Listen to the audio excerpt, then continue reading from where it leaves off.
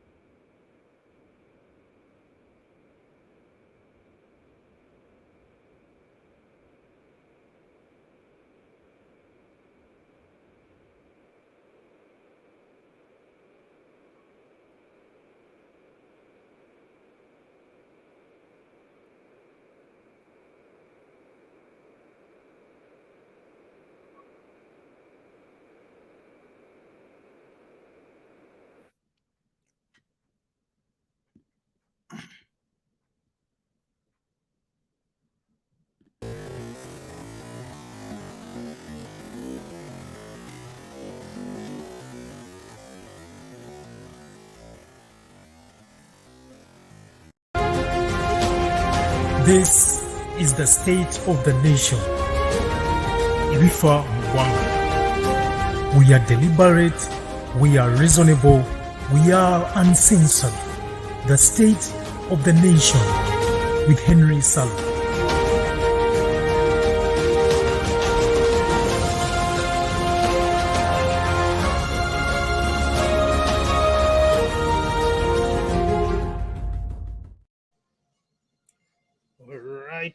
All right. Thank you so much for joining us here today. I'm going to be joining you shortly. Of course, my name is Henry Sally, and I'm very delighted to be with you here today. I know many of you are excited about the conversation that is going to transpire today. So am I. I'm looking forward to the conversation. Of course, we learn as we engage in these conversations and also see how we can empower our leaders, even when we keep them to account. And I think that's very important. Anyways, before I proceed, as always, we wish to acknowledge this land on which the University of Toronto African Alumni Association operates. For thousands of years, it has been the traditional land of the Huron-Wendat, the Seneca, and the Mississaugas of the Credit. Today, this meeting place is home to many Indigenous people from across the Turtle Island, and we are grateful to have the opportunity to work on this. All right. Great. As you all know, today we have Comrade Bigirwa, Geno Bigirwa. Most of you know him as Geno Bigirwa. He calls himself Geno. I don't know to what extent he is indeed a Geno. He will be joining us shortly. But before we engage in that conversation, I want to take this opportunity to remind you that we are stronger together. So please listen to this message once again. Abavuga ngaliya waliwo abavuga kosa naye mwenna mutuuka nga ye Uganda nga gye tulina okuteeseza n'okusimba si weewaawo nolwekyo tuzimbe eggwanga lino nga tumanyi tulina abaana betugenda oddikwasa ndowooza kino kyekiba kisembayo olwaleero tosobola kufuutuka mu ngeri y'obulyake okuva ku nyanja ebyennyanja emmwanyi ettaka ebyenjigiriza civil service na buli kintu kyonna abantu abatono a small elite mulowooze nti bigenda kuba byammwe ng'abantu bano bakyafaanana bwe bati nga bwe bafaanana nga bali mu mbeera efaanagana bweti bano bayivu omulala yagamba nti a cynic knows the price of everything but knows a value of nothing. Tuyinza okuba n'abantu abatamanyi value ya ggwanga lino naye nga buli kintu kyakusika kukwakkula twala kwata genda dduka tunaaba tusaasidde abaana abato nolwekyo olumbe luno nga bwe lutugasse njagala okunzika ebigambo byange nga muli mu bibiina ebyenjawulo nga tuli mu nzikiriza ez'enjawulo nga tuva mu mawanga ag'enjawulo nga tuli mu myaka egy'enjawulo obudde bwe buno twekube mu kifuba. Alright. Obudde bwe buno twekube mu kifuba. That message goes to the leaders and of course the populace, because a country is not built by only leaders. It is also built by the populace that live within that land. So, as we contemplate, as we discuss, as we engage in these conversations of how to build a thriving nation, a thriving Uganda, the conversation shouldn't be just about what the leaders have done and why they have done it, but also what have we done as citizens of that country, and what do we do on a daily basis to ensure that we are building a sustainable country that will not only take care of us, but also our children and grandchildren. And I think that's very important. Another message that I want us to engage with is Dr. Kiza Besige's message. And here it is as well. 35 years is 7 terms. We should no longer talk about who is doing this to us. We must now shine a torch on ourselves. And this is really where I think the country should focus. We must realize that as a people, we are foolish. Sorry? Totally foolish. And we must deal with it. We must deal with our stupidity. Our own, the country's stupidity. People who are foolish will disappear from earth. The earth is a contestation of how people think. If you don't think, you die. Those who think take over where you were. All right. The question is, who is going to take over where we are or where we were when we are done? Nze nawe tukozeewo ki ekiri productive as we build that country. besides focusing on the leadership, I think it's very important that we also engage in examining ourselves as a people. Are we foolish? And what are the consequences of being that foolish if we are indeed? Of course, those are sentiments from Colonel Kiza Besigye. He's a retired brigadier, I think. Oh, sorry, retired colonel, of course, retired colonel of the UPDF. He knows, of course, he went to the bush with the current leadership, and he dropped off the movement when he saw that things were not going as they had discussed earlier. And I think this is also very important, specifically to the people who are engaging in organizing right now. Bwegatta n'abantu ne mutandika okuorganizing, okuplanninga for the ensensuubize. Are you serious? Are you honest as you engage in these conversations? Are you going to be able to offer Ugandans what you are discussing right now? Oba naawe after a few years ogenda kubeera nga Mwami Museveni otandika okugoba abantu nga Mwami Museveni wazze abagoba be yatandika nabo abasinga obungi.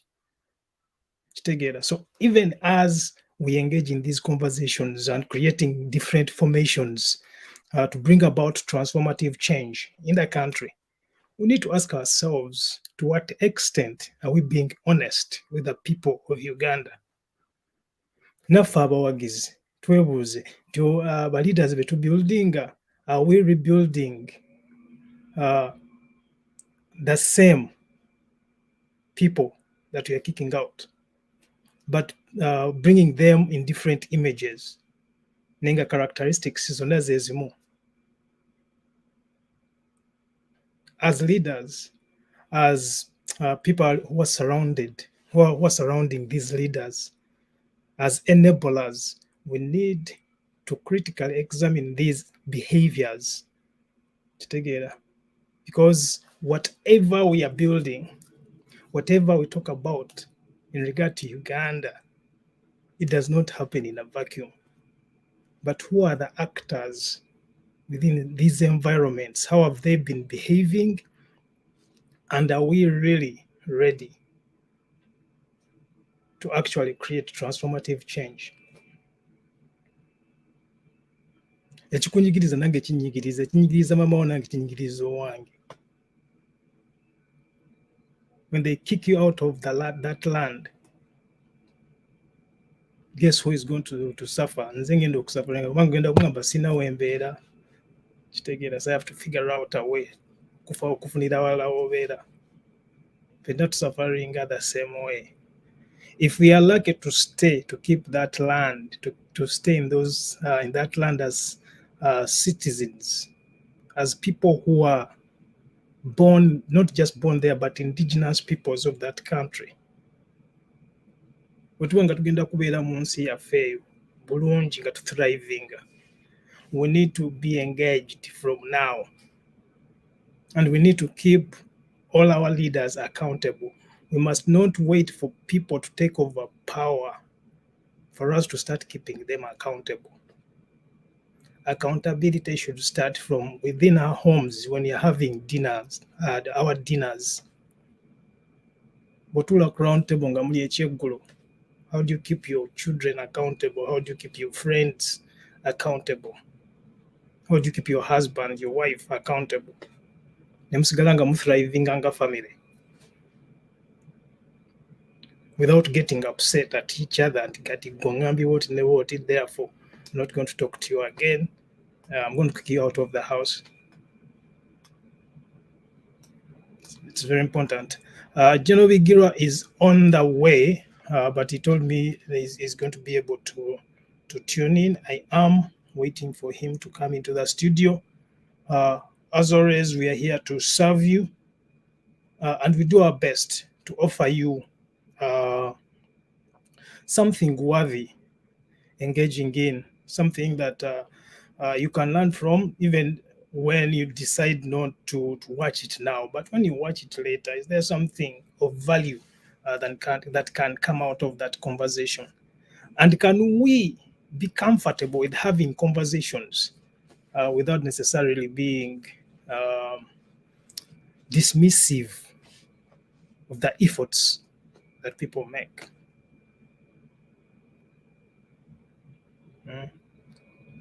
This is a responsibility not just for me, but also for you. For each one of you has been sharing these conversations. We are all responsible for a better country. It's not just Museveni's duty to keep Uganda thriving, but also the people around him, the people opposing him, the people challenging him in these conversations, even when he doesn't want to have these conversations. I appreciate those people who go on Twitter ne bamukolinga out ne bagamba akino wano olimbye. Tetulina ate kwevuma weevume, but we can challenge each other without necessarily belittling each other. You know, Bigirwa is on his way. I'm trying to get in touch with him. We had a similar challenge last weekend. It took some time before joining us. Hopefully this time it won't take that long. But I do appreciate everyone is here. Sometimes having a long monologue can be challenging as well, because I always want to think with someone. Because I believe that everyone is valid. Everyone's point of view is valid. I also strongly encourage that we examine each other's thoughts, because I think we can learn from each other. We have different strengths. My statement is not necessarily authoritative without being challenged or examined. Examine me ombuze nekino lwaki olowooza bwoti ku evidence gye nnina naawe ompe gy'olina ngamba akyo kifu. When I go back and sleep, I'll contemplate on your idea, on your view. And I'll be like, hey, mwana gayo naye n'ekigambo kye yangambye kanzireyo nkyetegereze. Those who have access to scholarly articles, you go to those resources ne mutegeera oh, wamma ne gundi yakyogerako bw'ati ne gundi yakyogerako bw'ati ne gundi yakyogerako bw'ati. We compare references. And it doesn't mean that if many people are talking about the same thing, then it's automatically right. But sometimes we may mistake the tyranny of the majority as the true democracy, when indeed it is the oppressors, because they are the tyranny of the majority. Sometimes the minority have a view that needs to be examined. This is why we have very many paradigms that keep us in check. The human rights paradigm is one of them. There are many. The social justice paradigm. How do we engage in these conversations? And there's no perfect paradigm. But we must be willing to engage with each other, and we choose the most appropriate. Doesn't mean perfect, but close to our utopia. Again, we have a conversation together. We learn from each other. Ndimusanyifu okulaba mwami Ande Kibirigo okuba nti atujoyininze mwami Pius Wandela. Thank you so much for joining us. Muzzukulu wa Mugema Robert Kigundu. Webale kutujoyininga. Kansubire mu mpulira ndabye oyogedde ku audio awo nawadde sinaba kutandika ndowooza. Of course, mwami Alan Kitonsa. Pleasure to see you as well. Pleasure to see you again. Wabakoli, you can post a question in the chat. Wherever, in the comments, post a question, engage with me as we wait for this Geno to join us. I don't know how he succeeded until he got to that level with his punctuality. but I'm trying to get in touch with him. Hopefully he's going to join us shortly. In the meantime, abaganda mwenna wanga olowooza oli muganda ng'oli mu North America oba mu Europe nga wandyagadde okujja mu Buganda bumu, remember nti waliyo Buganda bumu mu DC. So you're welcome to come and engage in these conversations as well. Tulabe. Wangala nnyo ayisa abasajja kabaka empologoma ya Buganda. Buganda bumwe kowola dia. Buganda bumwe ba convention is Buganda bumwe convention yakuse. Kyekyo mwasize mutya Bulaya Salongo Kigundu wano mu Masekati ga America programu agafa mu bwengula. Omwami Ntege ssentebe wa akakiiko akatesitesi aka Bibinak 2023 eneddako e Seattle yabaddeko wano n'atutegeeza nga abali mu California nammwe abali e Vancouver nti muli kinnya mpinde era babeesunga mu bungi nnyo nnyini ddala kubanga obuukira bubuukizi highway ng'osala ensawo nga weewunzika Seattle ng'oli mu kintu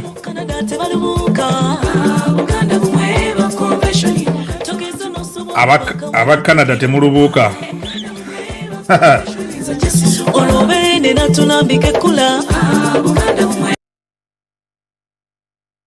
Alright, that is Buganda bumu mwenna abaganda bali mu North America. Baba tonnagula tiketi ugenda ku website yaabwe walabye baba bategekedde, and then come and engage in those conversations as well. Conversations zo nyingi nnyo, they happen in the diaspora. That's what should happen. Even when we know that sometimes we may never get the opportunity to actually live in Uganda for longer than a year or two. I know very many people in the diaspora tend to think that, you know what, ngenda ku retiringako ku myaka bwegitinzire Uganda mbeereyo. I just came back from Kampala. The things are different, of course, in so many different ways. N'abantu bakulaba ngeri ya njawulo. Sometimes it looks like it is seemingly a good thing, but I'm not sure if it is.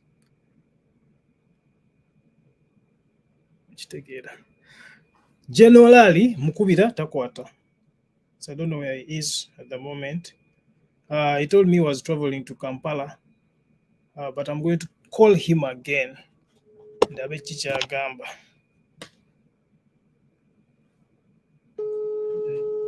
Trying to call him to figure out what's going on. But I do appreciate you guys being around. Generally, Mukubita takwata.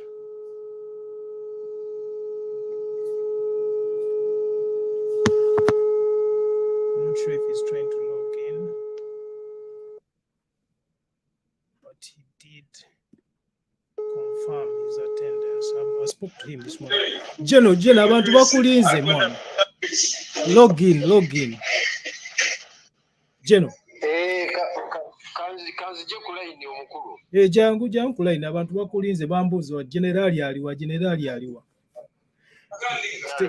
Yeah, kale see in a bit. All right. Okay, so generali amaze n'akwata agambye ajja. So hopefully he's going to be able to log in without any troubles, so that we can engage in this conversation. Buganda bagamba nti asobola kwagala yekugwa kubwa. Of course, if you do have Mr. Mwanguzi's contacts, you can send them to me so that I can also give him an opportunity if he's interested. Omanyi, the opportunities come, but if you're not interested in an opportunity, you do not have to take it. And I think that is something we need to learn as Ugandans, that sometimes you may not be interested in an opportunity, even when it arises. So if you do have Mr. Mwanguzi's contacts, send them to me. Ask him to see this conversation, and if he wants to respond or to make his case, please give him my number. Abagina. Of course, my number is public property now. It's everywhere. But yeah, invite him to come and engage in this conversation. Kitegeera ande beera mugumiikiriza omusajja ajja general is coming USA Burhani tutandise okulaba muganda wange subira oli bulungi naawe subira oli bulungi otherwise kansubire Sunday yammwe ennungi happy birthday to bonna bonna ba babies mbalaba yeah nabo bonna bonna abayise mu birungi mbebalizaako mukama ayongere obbawa yemwetaaga otherwise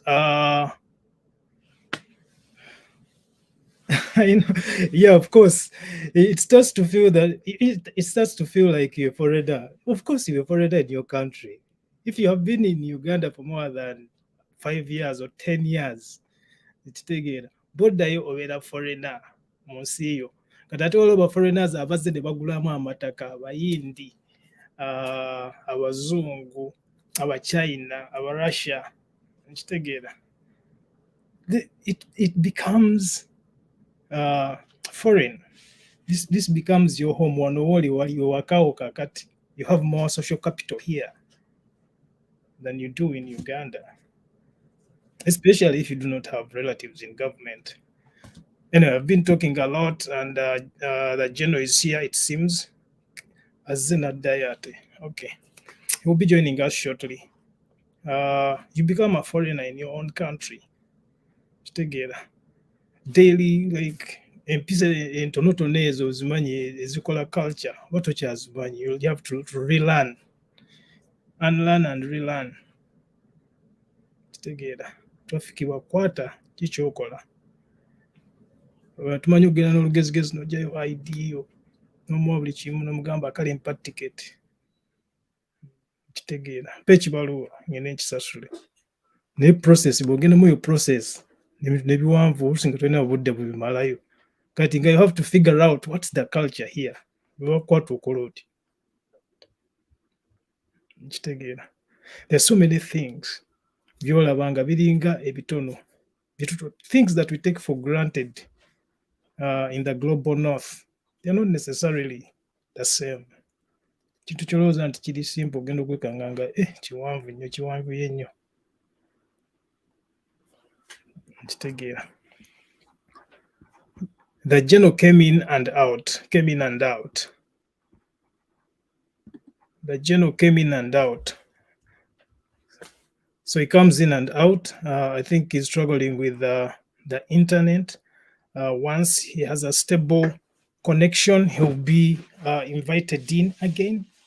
So look what we have this conversation. So look what we're having a conversation in the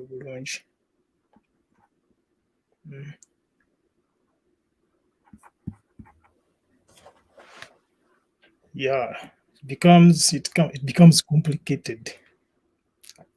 The general's internet is not stable. Kyovola nga ntunulamu yo direction buli kaseera manjagala kulaba nti ayingidde museeko ayingira n'avaamu.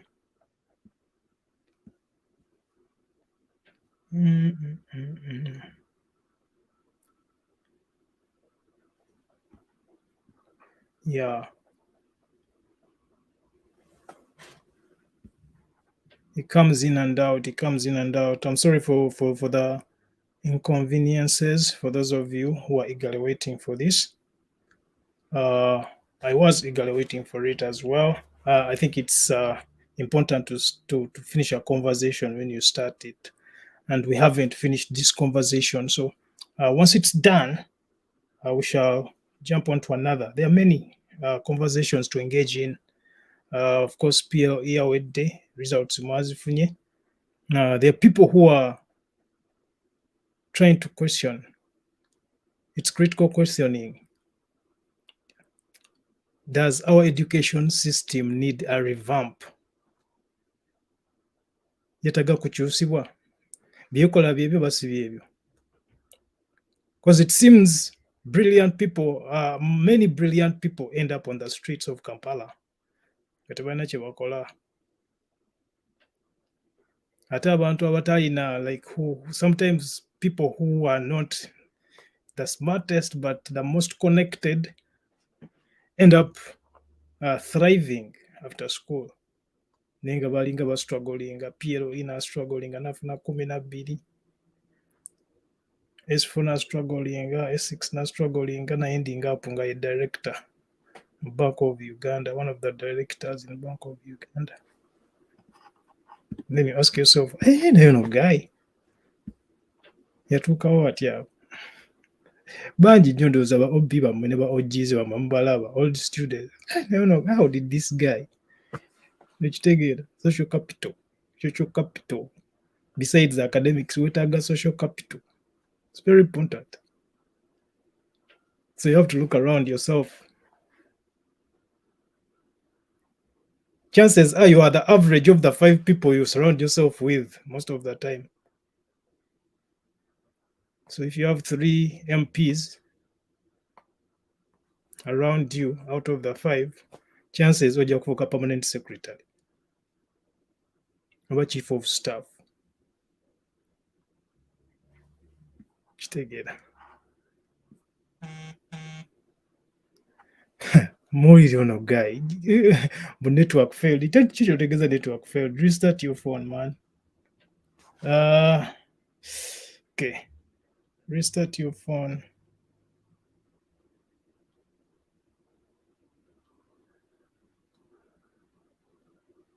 Angambye network failed. Angambye network ekyagaanye. Yeah, but in the meantime, what questions do you want to ask this guy? I do have my questions, but if you have a question for him, post it in the chat.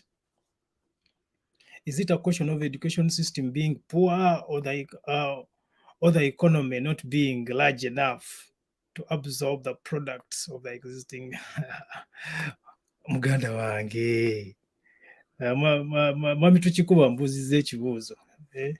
Was education yeri poor oba economy tesobola kukola ki? Uganda has 45 million people. That's a lot of people. Uganda has 35 million people.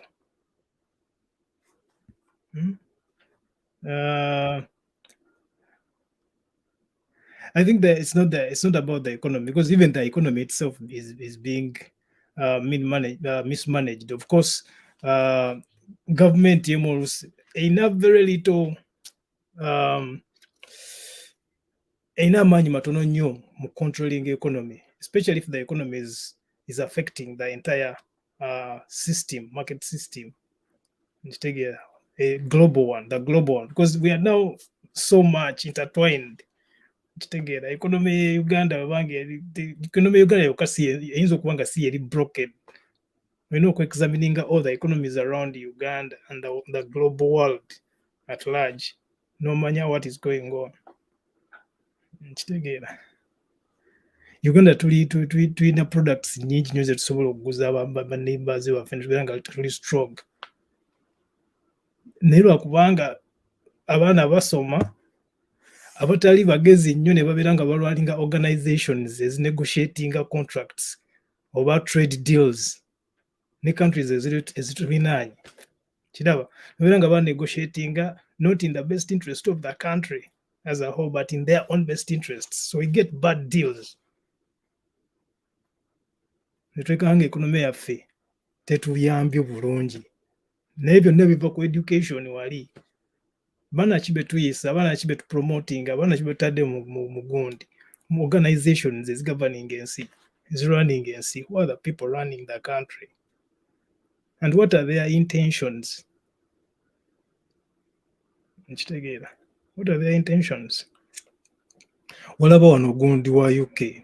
Prime Minister wa UK. Omupya. The previous, yamalako the shortest period as Prime Minister in the UK. You see, because of the way she was handling the economy herself, her policies were not good. Ate they were not tezaali tezigumya abantu. Manyi oyinza okuba ne policies nga si nnungi naye nga abantu bazikiririzaamu kasita abantu bafuna trust kasita ofuna trust y'abantu economy stabilizing kubanga businessmen bajagamba okay kati na Uganda baba bagikiririzaamu eno policy naffe katugende to investing emu tujja kufunamu so that economy will be strengthened because there is that trust. Public trust is very important. Kitegeera kyova olaba wabeerawo any mistrust mu America, Wall Street, otunula ku Wall Street n'olaba gundi markets bwe ziri markets zonna zafoolinze bannaye abantu tebalina trust. Kitegeera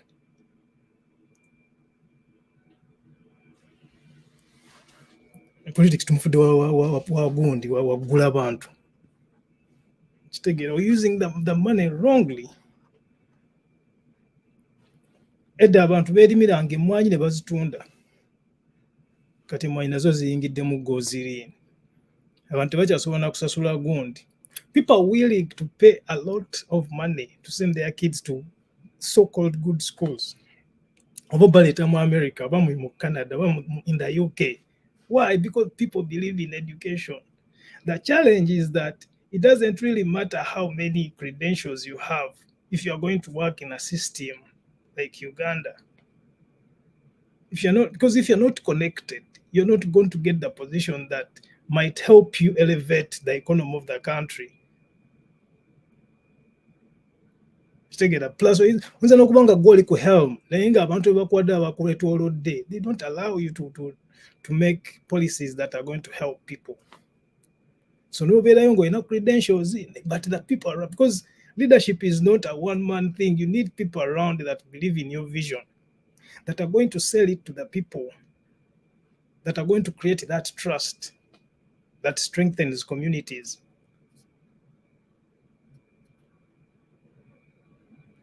Right?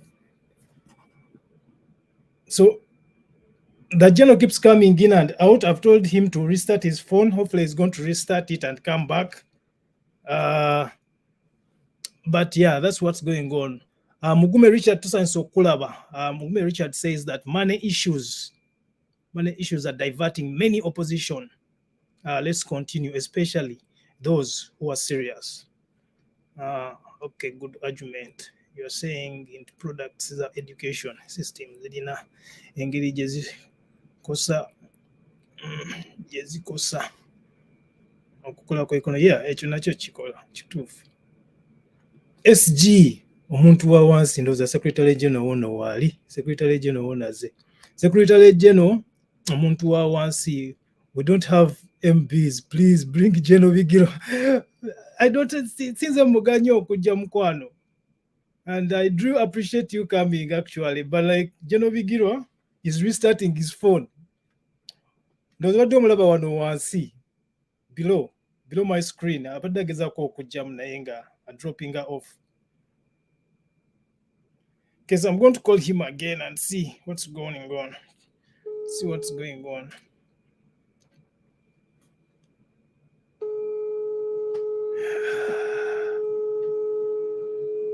See what's going on.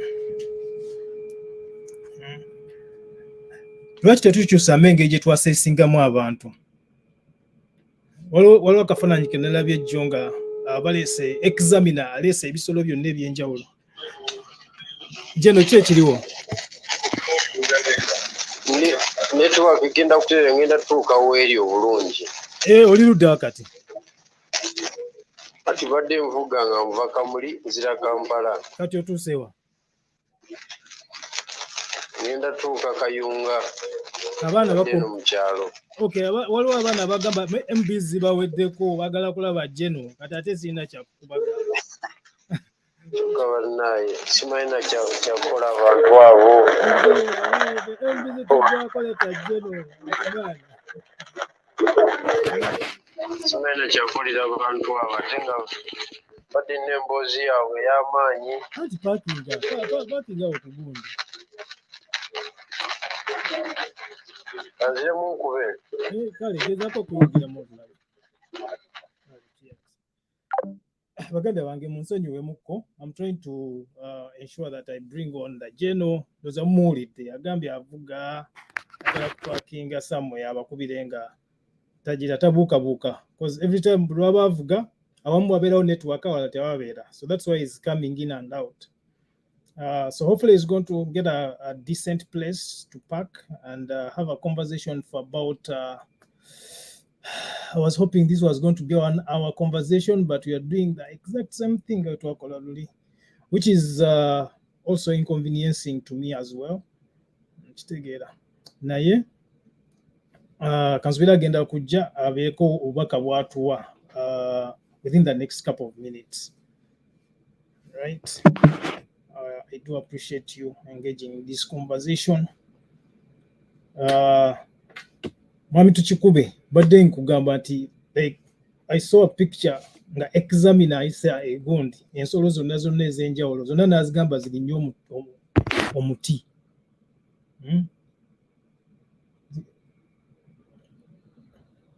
Tukole voice kubanga waliwo ngambye voice emujiwulira bulungi. Tukole voice Tukikube ona ngamba do voice like that is coming through clear. Kandabe, let me try and see if he's going to be able to come in. If he can't, I'll just do voice. Just do voice. Awukako mulaba ndowooza avaamu ajja n'adduka ajja n'avaamu.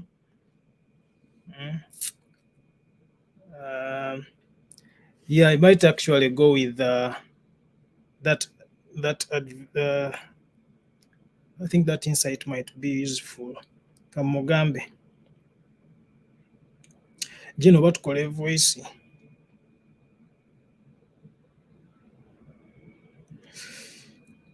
Right.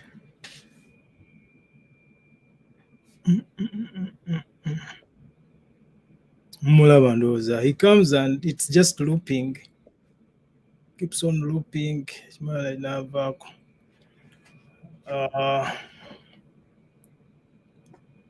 Yeah.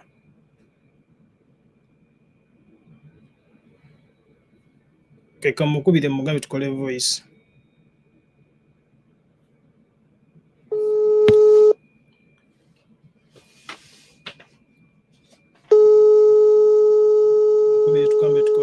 When I do appreciate you guys staying around and waiting this long to listen to this guy. Yeah, Pius, voice obadde ogiwulira. Voice obadde ogiwulira bulungi. Network myaka 3 emeka kati. Jasa tumemeka. 3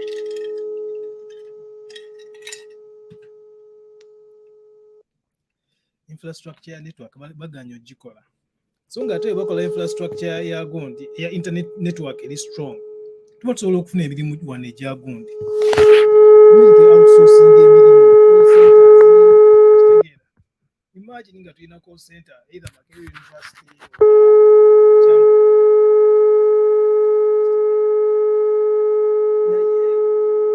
Rogers, begin investing in call center in Uganda. Infrastructure is poor like that. Together, AT&T, how are they going to invest in a call center in Uganda? Imagine while you call center in Uganda,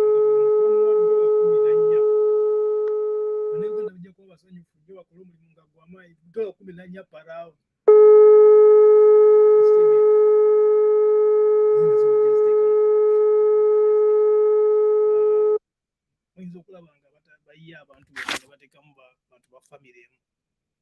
Call centers. There are so many things we can do. There's no trust.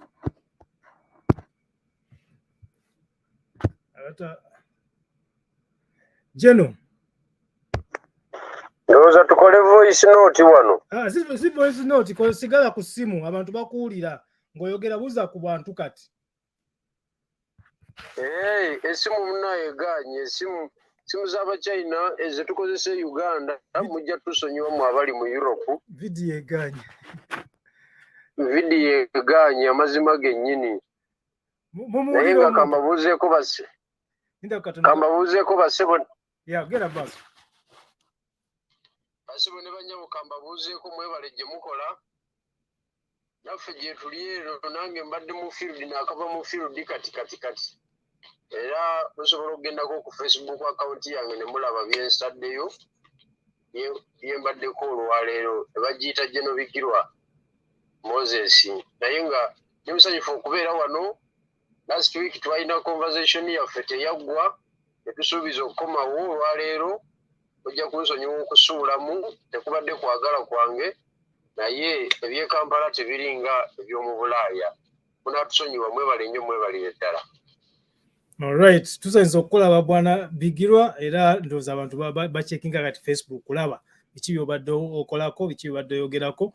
Abantu balina ebibuuzo bingi nnyo, abamu bambuuzizza nti Geno Bigirwa yatugamba ye PP 005 kitegeeza ki ekyo, yakifuna ate? Njagala tutandikiraawo. PP 005 kitegeeza ki era ani yagikuwa rank eyo? PPF 005 PPF kitegeeza olukiiko lwe twalimu olwali lugenda olwasalawo principal okugenda Arua, nti nali wakutaano mu bantu ab'enkizo mu lukiiko olwo, kubanga olukiiko olwo ate aluliimu si memba wa ikomandi mutuufu. So abantu bonna abalulimu be balina enamba eyo. Abamu nno n'ekibiina baakifuluma, abamu bawumuzibwa ku mirimu. Bwegamba mweyo tiimu tubadde tukyalimu principal, chairman Nyanzi nange, naye kati nange ndi ku suspension. So omuntu yenna ataali mu lukiiko olwo talina namba eyo, tunagimuwa. Enamba ezo ziri mmeka? Zigenda paka n'abalinyira ku City Square bonna kati balina. Buli omu alina. Naye kati bali abasooka bakaliba abasookera ddala abavaamu Kibuyaga wa Arua beebo, nali namba 5. Right. Wetutandikiraawo. Okay, kati last week watwa chronology ya people power, of course, nongezako naawo. Mu kaseera kano wetuli waliwo omwana agambye abadde awo ng'agamba nti nno struggle kati yasigalamu abantu ba mirundi 2. Waliwo abalya ne be balya. Oli ku group ki? Oli ku group gye balya oba erya? Ndowooza okusinziira ku interpretation ye yakola category eyo. Naye nze mu best knowledge yange nze ndaba waliwo category emu. However, mulimu abali obulungi of course, kubanga opposition ya Bigirwa tefaanagana ya mubaka wa parliament. Right. Tefaanagana ya leader of opposition, tefaanagana ya secretary general, because nze ebizibu byange bikyali bingi nnyo ate bali abalala ebizibu ebisinga babimala.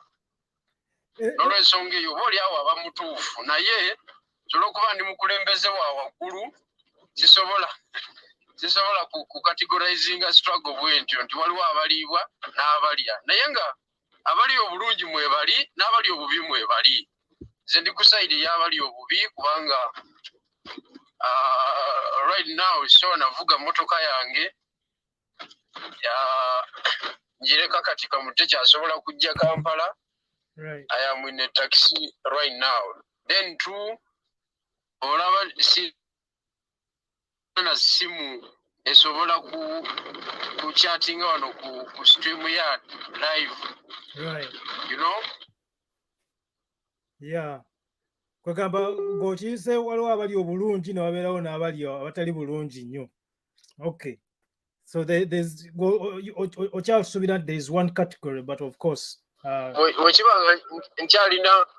wekibanga nkyalina ebizibu ng'essimu, mafuta ga moroka biki kitegeeza nti ndi mu category eri ey'abali oppressed within the opposition. Eyabatalya naye bw'okyogera bw'otyo zino struggles zirina kuba personal oba za ggwanga.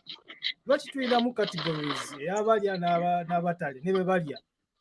Kuba kati oba oli mu struggle yaabwe be balya Kitegeera olwokubanga there are certain things by'otasobola ku affording despite your what you have given for the struggle so far.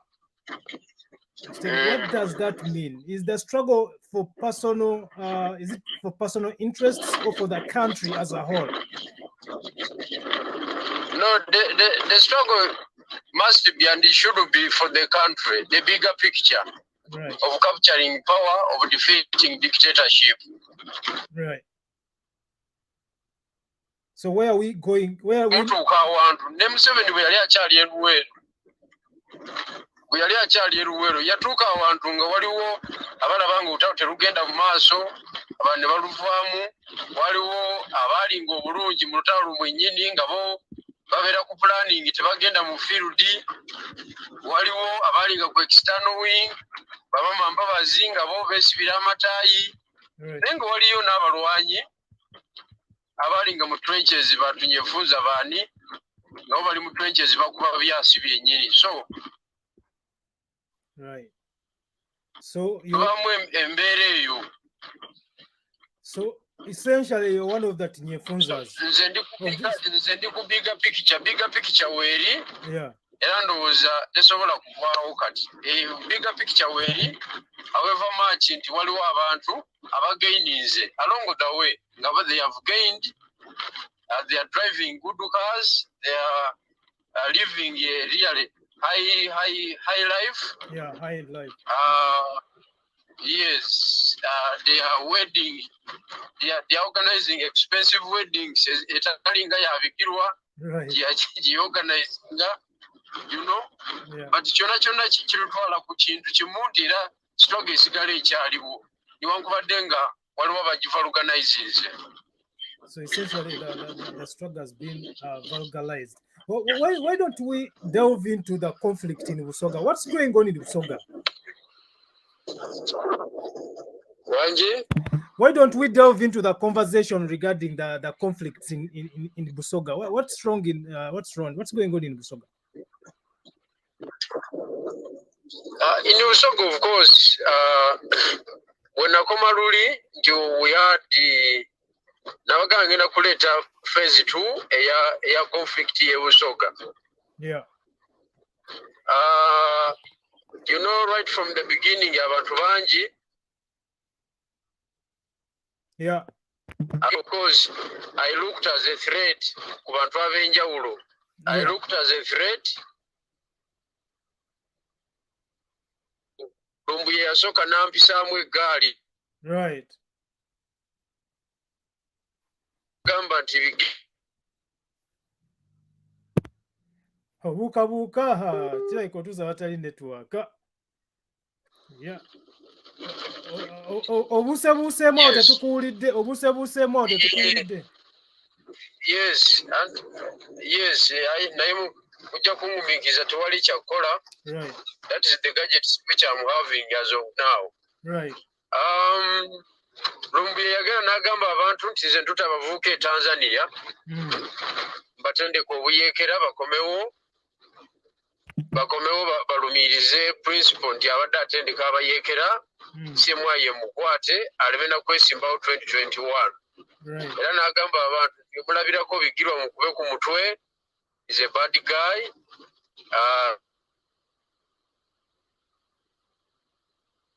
He has 4 wives.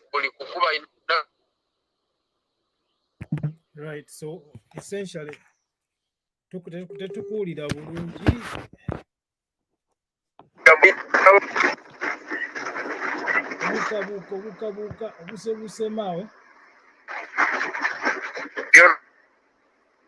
Buuka obuusebuuseemu awo tebakuwulidde.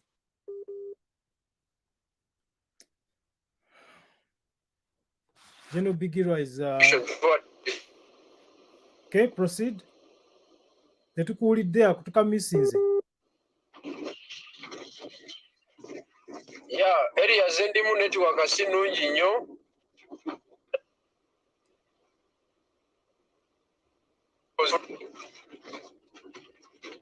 Omufuna kati omukulu. Nkufuna naye obuukabuuka. Nkufuna naye obuukabuuka. Right. Okay, so Mr. Geno Bigirwa is traveling and is using public means. That's why he cannot park aside to have this conversation. Of course, he said that he can no longer drive his car to Kampala. He has to leave it somewhere in Busoga before coming to Kampala. Agivuga nagirekako somewhere nakwatawo public transit awalala. Those are the challenges that is going through. I know it can be frustrating to you guys who are listening. You probably don't hear them well. Geno. Yes, omukulu. Geno. Yes. Otuulira. Eteredde. Kale genda mu maaso. Kakati mukulu lumbuye. Yesewo. Nasooka kwetegereza ne ngamba naye lumbuye ono. Yesewo. Byayogera abijjawa atya muli emabega. Ngenda okumwetooloola kwezi. Nga bamugamba akube bali wano ku gurawundi. Ngenda okuzuula ebigendererwa byabwe. Nga baali baagala nva ku lusekere lwa principal. Ba mu kiseera ekyo ali mbeera nnyo ku lusekere lwa principal, akubira nnyo amasimu. So it became a problem to them nga baagala mbeewo babeerewo. Then I said that now. Nze ndi musajja mukulu mbadde mu byobufuzi emyaka mingi. Siza kubeera wano nga twandira kubeera ku lusekere lwa musajja munnange. Ne nga wana Kyagulanyi wuuyo abaagala okumulya mumulye. Nja kufiira bwere olwokubanga nkubidde essimu. Era ne permanently nensettlinga mu Busoga nenkola emirimu gya people power. Naye mu bantu abo abaali bakolagana ne Lumbuye. Yes, sir. Oh gosh. Yeah, so this Mwalimu mwami gwe bayita mukuzi. Mwalimu admin. Ajja butereevu. N'ayogera by'ayagala. N'atambula n'agenda. Ebyo tubirwana omukulu n'abiyingiramu n'abiwoza. Ebivaawo. Kakati njagala kujja ku current affairs. Kubanga ebintu bya Nuupu tebiggwayo bingi. Ebintu bya Nuupu abantu baagala obimanya. Wangi? Ebintu bya Nuupu abantu baagala obimanya. Oba oyagala tuwandiike akatabo ng'ombuulira.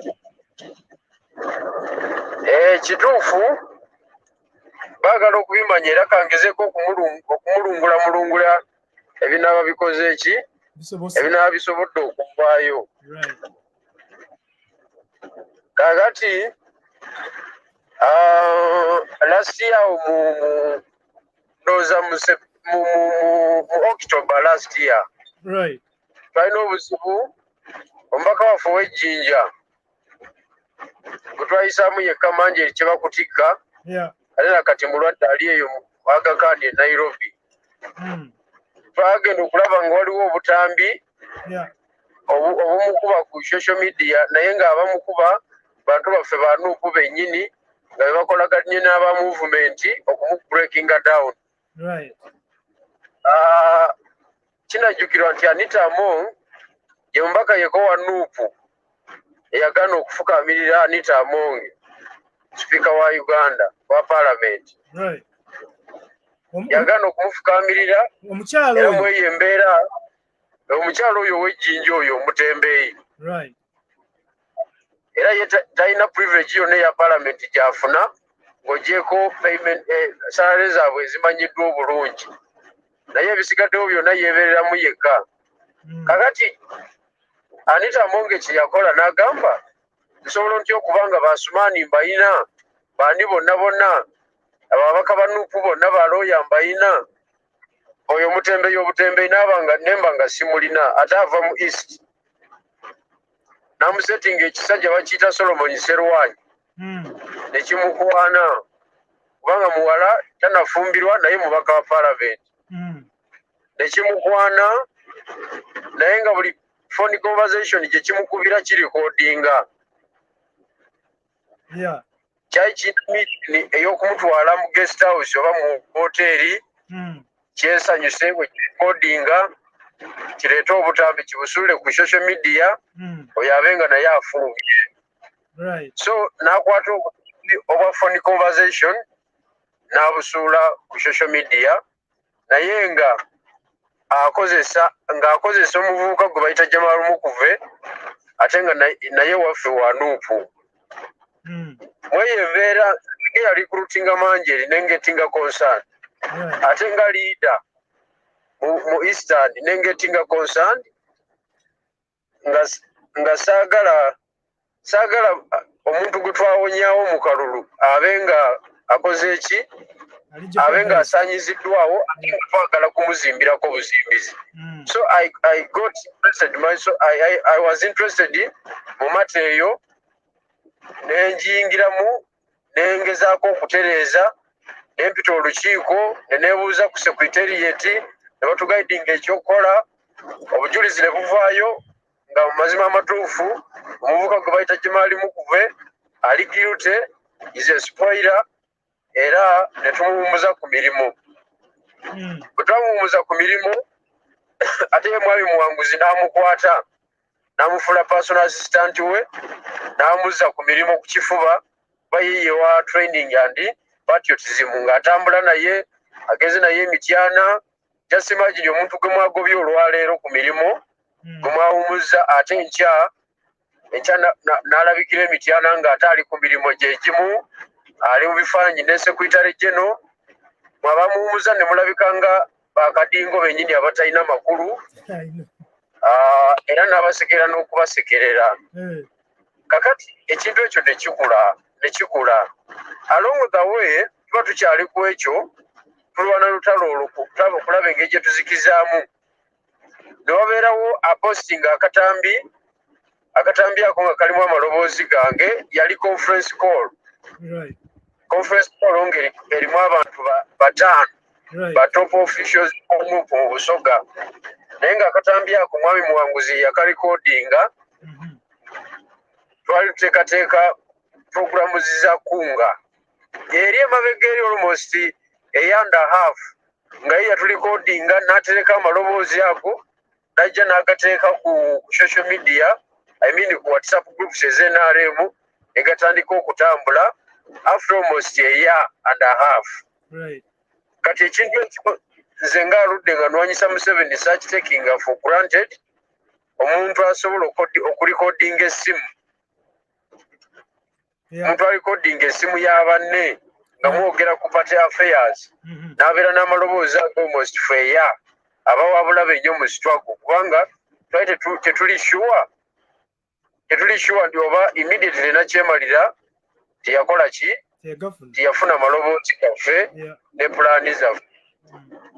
Ekyo ne kibeeraawo kakati nempita olukiiko olwa command ey'e Busoga tupulaninga engeri gye tugenda okwasaganyamu tulabe wa we tulina amaanyi we tutalina maanyi we tulina amaanyi twongerewo amaanyi we tutalina maanyi tulabe ekyokukola oba tunoonyezeewo ba players ab'amaanyi ne twayimakinga constituencies mu Busoga eziwangulikika by Nuupu nga zitotolinga almost 13 in numbers. Kati constituencies ezo nga tulowooza tusobola oziteekako emphasis ne tuzikozesa okuinspiringa constituencies endala. Kakati olukiiko ne luggwa nga tumaze okuba pulaani buli kintu kiwedde olweggulo lw'olunaku olwo ngenda okulaba ababaka b'NRM ab'omu bitundu ebyo bye twayimakinga nga bankubira amasimu bakubira ne Manjeri bagamba bajja kufa naffe tutandise okupulaningira ebitundu byabwe mu ngeri y'enjawulo bajja tulaba tugenda okwekola ani yatunza amaloboozi ago nga mwami muwanguzi amaloboozi ago eyagatunda ewa Solomon Serwanyi kuba buli kye twayogeranga nga kituuka ku desike ya Anita Amonge nga sipiika. So ne tukompilinga ebintu ebyo ne tubitwala ku kitebe kibeeko kye kikolawo ekitebe ne kyebuzaabuza ne beefuula ababiwulidde ne batateekinga decision yonna wallahi ya Mungu ne tuvaayo nga tulinga abakoze reconciliation naye nga tewali kiriwo ne tukomawo mu field nga ezo ensonga nga tebazisazeewo.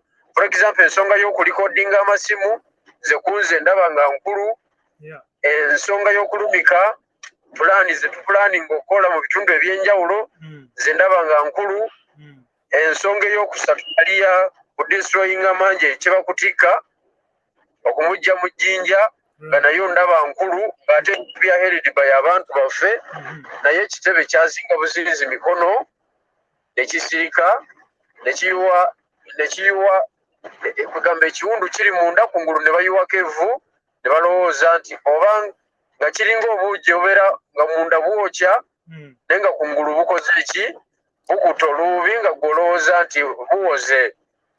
Bwetyo bwe twavaayo ku kitebe nga tewali solution yonna ne tukomawo mu field. Kiba twakakomawo mu field ne mpita olukiiko olw'abakulembeze b'omu Busoga, ba flag bearer, ba district mobilizers, ba registrars, ba leaders abaayitamu ne ba leaders abadde ku top level abadde batambuza emirimu gya coordination. Naluyitanga 8 January ono gwe tumalako enkya.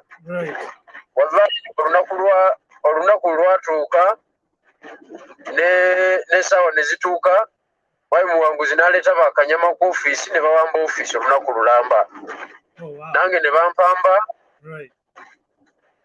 ne mbeeraawo nga sirina kyakukola ne nvuma olunaku lulamba okuva ssaawa 8 okutuuka ssaawa 12 n'ekitundu ez'ekiro nga bakanyama bawambye, bavumye nze, banangidde buli kintu, bakoze effujjo lyonna. Olukiiko ne lutakola ki? Ne lutabeerayo. Kakati abakulembeze abaava ejjinja, abaava e Kamuli okujja mu lukiiko olwo olwanga 8 baddayo nga batabufu nnyo ne batuuza olukiiko e Kamuli ne bagamba muwanguzi atuuka atya okutabulatabula ekibiina okutuuka ku eno level n'opangisa bakanyama bajje bakwe bakulembeze banno gw'olikodinga amasimu gw'osomola ebyama eby'ekibiina obiwa NRM, gwe okola obukundi ozimba factions, abayomba ne manjeri ejjinja gwe bokolamu ttiimu, abayomba ne bamululenze iganga gwe byemikwano gyo, kubanga mu byobufuzi okomplaininga tekuggwayo. So ne bamuyita mu meeting e Kamuli. Bali bakamuyita emirundi 3 n'agaana okujja, n'agamba ye headmaster tasobola kugenda mu meeting yaba miss prefects ku ssomero, abafumbi b'obuugi ku ssomero tebasobola kuorganizinga meeting eyita headmaster. So bwe bakola nti azze mu kyalo owuwe ne beekolamu omulimu ne bagendayo mu meeting. Unfortunately tebamutanga. It was on Tuesday. Tebamusanga butamusanga obubaka ne babulekera maama we kuba gwe baasangawo. Bagenda n'abamawulire balikodinga obutambi mu mbeera ey'okulaga obutali bumativu ne bagamba nti twagala muwangu naye tetumusanze, naye maama gamba mutabanyiwo alekeraawo okukola enkwe mu kibiina, alekeraawo okwawulayawula mu kibiina, ayagala nakugaba butwa, batandise okupangisa bakanyama. So ne balekawo ebigambo bingi nnyo. So muwanguzi kyakola kwe kukwata obutambi obwo n'agamba nti abatemu baalumbye maama we kyokka nga baali bakulembeze ba NUP, n'aspinninga story n'asika emitima gy'abantu n'alaga abantu nti maama we yabadde alumbiddwa ekitaali kituufu. So obutambi obwo bumunabulabako kubanga bwabuna emitimbagano gyonna, naye abakulembeze abo bali banyiivu nnyo ate engeri gye baali tebasanzeeyo gwe baali bakimye. Nze ndowooza engeri gye bakwataganamu ne maama bandibadde bakyusa approach. Ekirowoozaako kyekyo.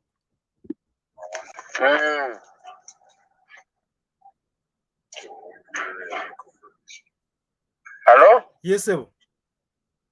Owulidde? Mpulira kakati bo we batamusanga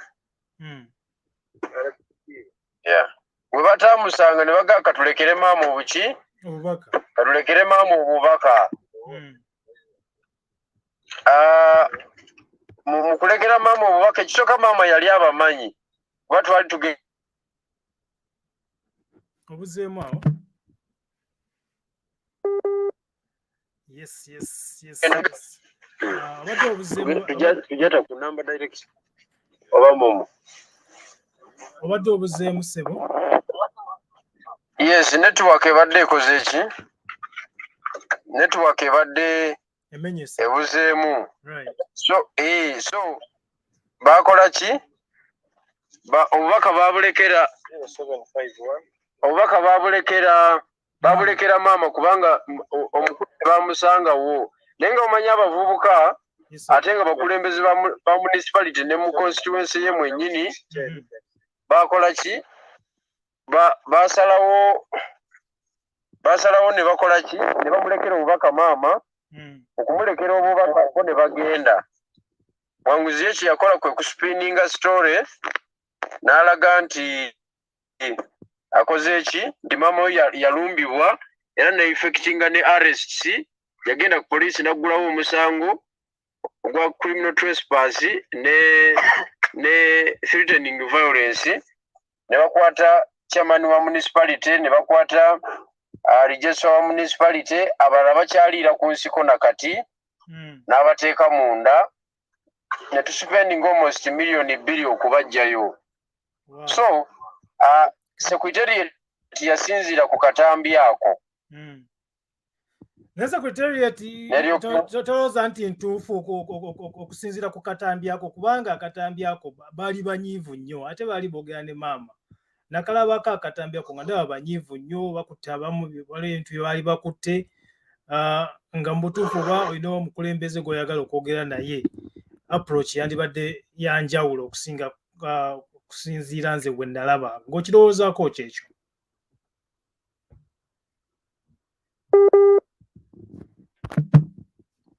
Reconnecting.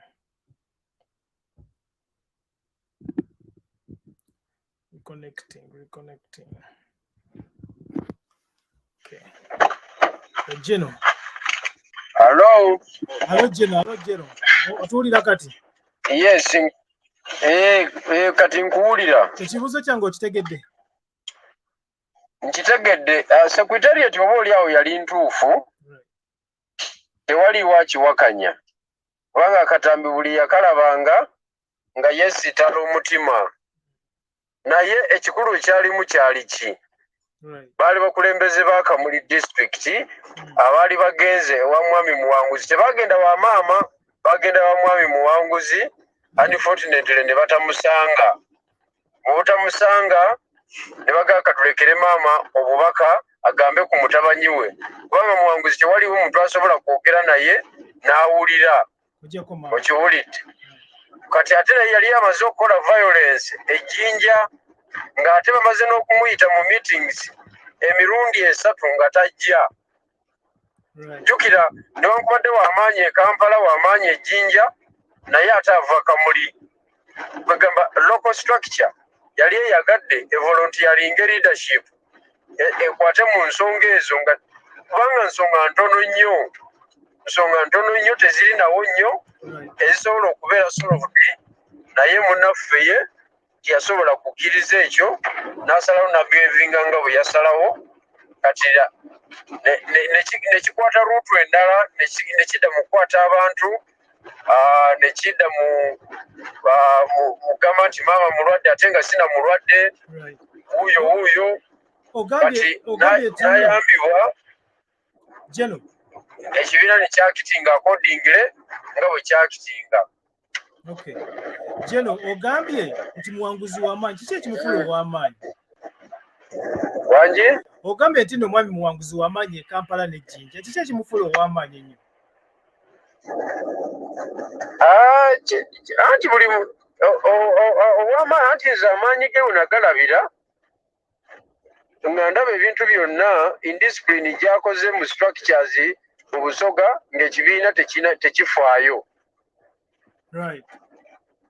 Kiringa omwana w'anayasa ebikopo mu nyumba n'alinnyalinnya abagenyi bali awo, omugenyi aba akyalya bw'ati namusikako ekifi ky'ennyama naye n'akirya naye n'atakuwaako ku kibooko omanya nti oyo omwana muganzi nnyo era ye tagambwako so mu abaana abasigadde mba mulina kwesootinga kakati tugenda okukola research amalirayo ddala ebintu bino ng'omusajja oyo abasajja b'NRM bamuyingiramu ne bamugamba azoganyize muli in particular Anita Among kubanga Anita Among alwanira supremacy mu East ayagala kubeera overall commander w'ebyobufuzi bya Eastern naye ate nga nze yali amuzoganya kuva ddala Kampala nga nze amuzoganya abantu bonna bamutya abantu bonna balowooza takonebwako nze yali amuzoganya nzekka kati n'arikuruutinga mu NUP mwennyini abantu batandika okukola ki okutaataaganya emirimu gyange era nze nali nnwana kutereeza kintu kyaffe nali sirwana kukyonoona ekibiina bwekyo kyo kyasalawo kunyimiriza ku mirimu era nakati sebo ndi ku katebe ndi wa people power siri wa nupu officially. Okay. Uliriza abantu bagamba nti nno wakwata ekkubo n'ogenda ewa speaker wa Uganda Anita Among bituufu ebintu ebyo? Ekyo ekintu si kituufu kubanga omusango oguli mu kooti actually tuddayo nankya nga 3 tomorrow Monday naye tewaliwo obujulizi bwali buleeteddwako mu kooti nga budifendinga ensonga yaabwe. Anita Among ffe twamukolako petition initially twamukolako petition ng'erimu ensonga 14 nga za corruption za embezzlement za misusing public office ne twateeka ensonga 14 ku lupapula ne lutwala ewa IGG nga ba whistleblower so bwe tumala otwala ewa IGG nga ba whistleblower n'alaba nga kimukuba n'asala amagezi kuba kyamala ne kitambula ku social media n'agamba nkoze nti ani akirimu nga balaba Bigirwa yakirimu kati n'ansetinga abantu babiri nga ba opposition era mu Uganda bali ku ground mutusaasire nnyo I'm telling you olunaku lwe tumalako lwetwala I was called by a member of parliament known as Isabiri David Aga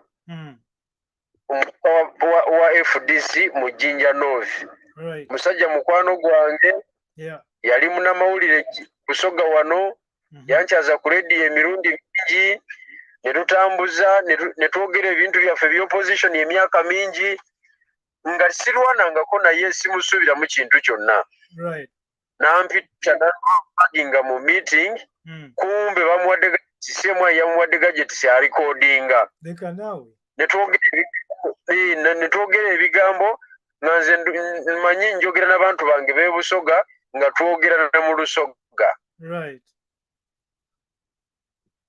naye kyekyabaawo kuba basooka kuŋŋamba sooka enve ku Anita Among ekisooka standing high chances okufuuka president wa Uganda naffe nga East naffe nga East tufune ku president ekyokubiri nzijeyo petition gye nateeka ewa IG kubanga emukola bubi nnyo mu kaaliya ye babu makadaga bagenda boa Anita Among nve mu lutalo kubanga owulidde ekibuzo kyange reconnecting hello wanjisebo nkubuuziza nti babu makadaga bagenda boa Anita Among oba president kutuka oba president babu wanji oba president babu honorable Kadaga bagenda boa Anita Among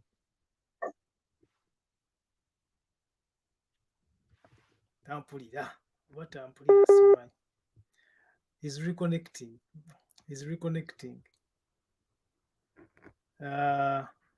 yeah, so our colleague is reconnecting ngawe mukiraba it's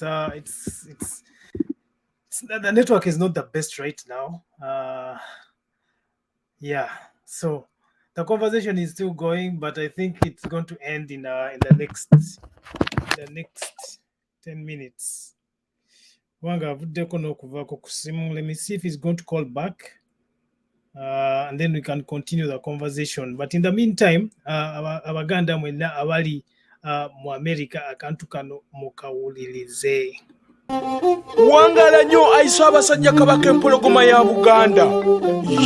Buganda mumweko woladia. Buganda mumweba convention is just. Buganda mumu convention yakuse. Kyekyo mwasize mu kyabulaya Salongo Kigundu wano mu Masekati ga America programu agafa mu bwengula. Omwami Ntege ssentebe wa akakiiko akatesitesi aka Bibinak 2023 eneddako e Seattle yabaddeko wano n'atutegeeza nga abali mu California nammwe abali e Vancouver nti muli kinnyana mpinde era babeesunga mu bungi nnyo nnyini ddala kubanga obuukira bubuukizi highway ng'osala ensawo nga weewunzika Seattle ng'oli mu kintu. All right. The General is back. He's trying to reconnect. General, chichi ekiriwo omwana. Yeah, so the General is back. I do appreciate most of you who are still persevering with me throughout this conversation.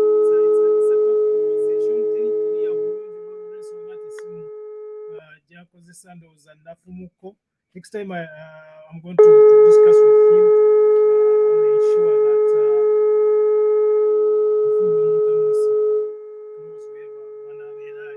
so that we can give you a better interaction in this conversation. Naye nga tumiwulidde bwe kityo abagenda mu Buganda bumu mumanyi ekyokukola. Jen, are you back? Avuddeko azze n'addayo. I can only give you what I have access to. What I don't have access to, I can't give you. I can only give what you have. Buli kintu kyonna manya nti no, you can only give what you have. What you don't have, you can't give. In the meantime, another conversation regarding Buganda.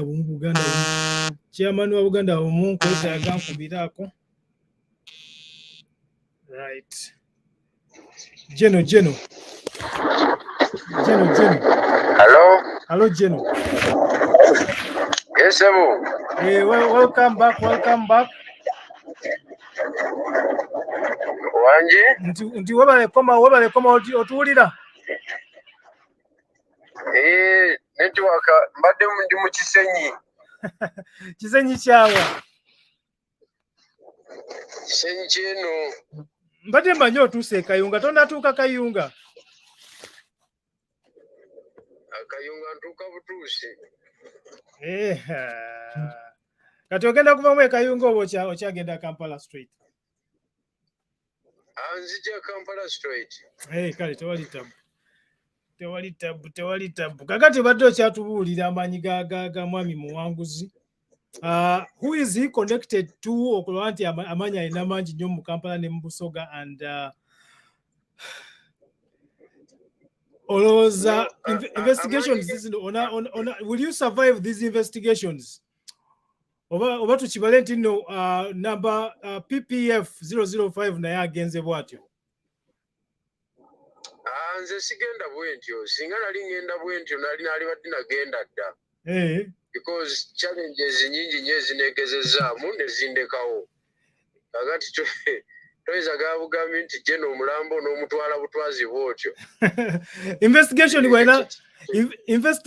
bw'enaakomawo ng'ekunywa ogenda kukola otya? Anti kakati nze investigation nze ebyange biri mu black and white. Kubanga nze tebanvunaana nti oba nagenda mu State House. Nti oba nagenda mu NRM. But nze nina evidence ku basajja abo nga bakola ki nga badde bakozesebwa ab'NRM. Concrete evidence weeri era twagisubmitinga. Evidence eyo gijjawa. Ani yagikuwa ogijjawa evidence eyo? Evidence ogijjawa eyo. Ebirumiriza. Tukimanyi nti abantu b'NRM be basinga olugambo. Ogenda n'oddiringa nabo nolowooza nti musibye ekyama. Kumbe bagenda kuloopa. Bagenda kulabisa. So ekyo kyo bati mbadde njala kuddayo ku kyanita Among. Right, okay. Abantu bakireeta nnyo. So nze bwe nali mu conversation ne ba agent ba Anita Among nga bangamba nve mu lutalo. Conversation bweggwa ngenda okufuluma wabweru. Bwe mmotoka yange nali ngipaakinze wabweru wa hoteri ebagiyita Golden Trip erina Kasero. Ku pavement wenti. Ngenda okufuluma wabweru nga madamu wange bamukutte. Nalinamu ne muwala wange naye nga bamukutte nga nange ndi mukwate. From there ne banyingiza mu mmotoka yaabwe double cabin eya police.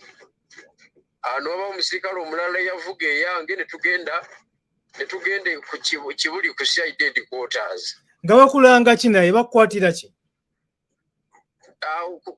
On the spot tebambuulira kinkwasiza banvuga buvuzi paka Kibuli. Zaali ssaawa nga 10 ez'olweggulo. Kibuli mu dakiika 10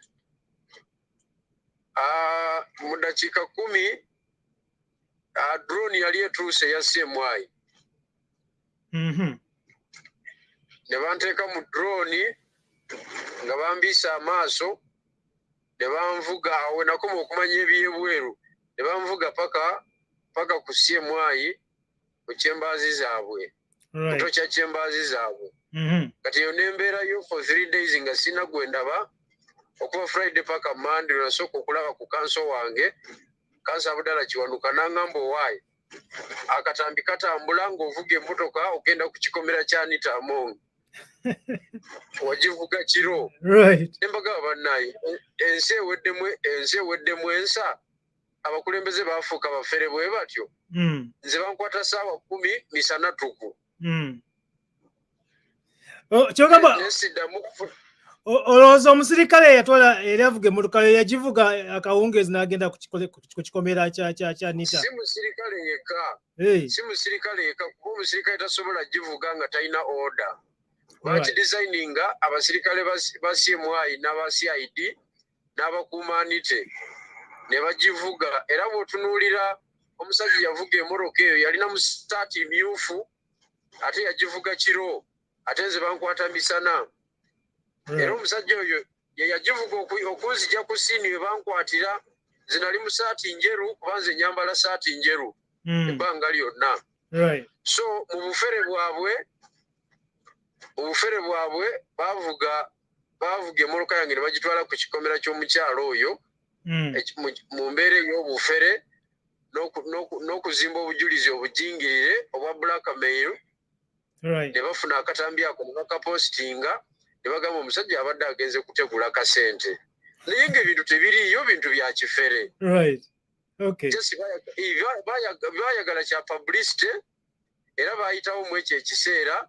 It was until bwe navaayo mu kkomera ne nsobola okuwa another side of the story then clearinga air. Era we njogera no mu kooti waliyo emisango ebiri. Waliyo computer misuse. Waliyo computer misuse. Gwe guliyo. Nga go waba ogwa computer misuse. Gwe batugulako. Ate mwagikola mtyanga sime mwatambuza akatambi. Anti bagamba computer misuse twakozesa ebyuma bikalimagezi ne tugezaako okunyiiza supiika ow'eggwanga. Yes. So mu byonna bye baakola kuvuga mmotoka yange kukola kikuntwala ku CMI bajjamu omusango gumu computer misuse. Gwe bakugamba ng'otuze ku CMI kubanga waliwo bali bakuarresting nga tebakugamba kintu kyonna.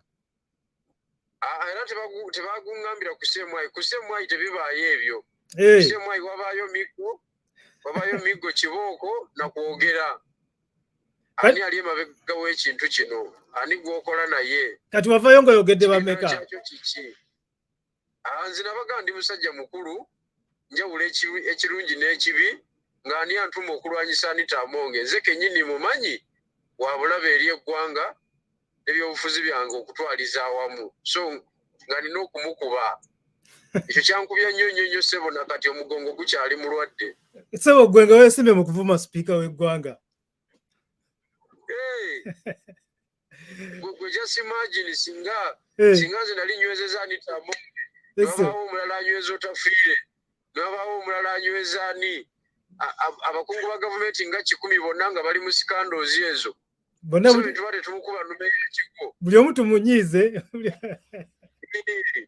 buli omu tumuteeke tumunyigire mu kisenge ng'alowooza amukuba gavumenti basobola ogisuula ng'okozesa bwongo era okobeeza nnyo nabo abasinga bajega tebayinza kumanya sayansi oyo bo badda mu kiri Bigirwa abadde agenze kunoonya ssente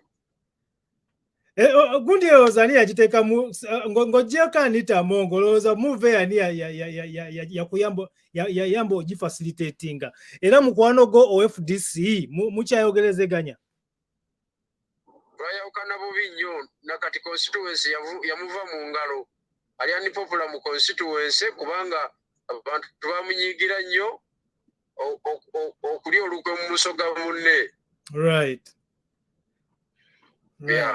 naye gundi nalabye Abasoga mwamuliddemu olukwe mukyala Namuganza what happened in that I know I'm delving a little bit away from the topic today it seems that's what has been happening mwayiga okweri amwenkwe nammwe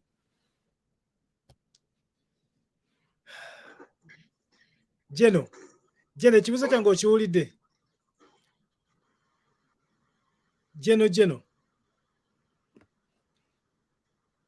Jeno mpulira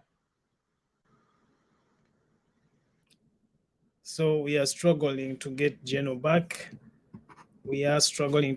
back but we do appreciate each and every one of you who is engaged in this conversation mbadde mukyaliko naye muwulira do you have any questions zenyinza okubuuza omusajja ono ng'akomyewo these things are still under investigations of course if I were one of the investigators I would be very much interested in this conversation because there's a lot of content to either exonerate or use to convict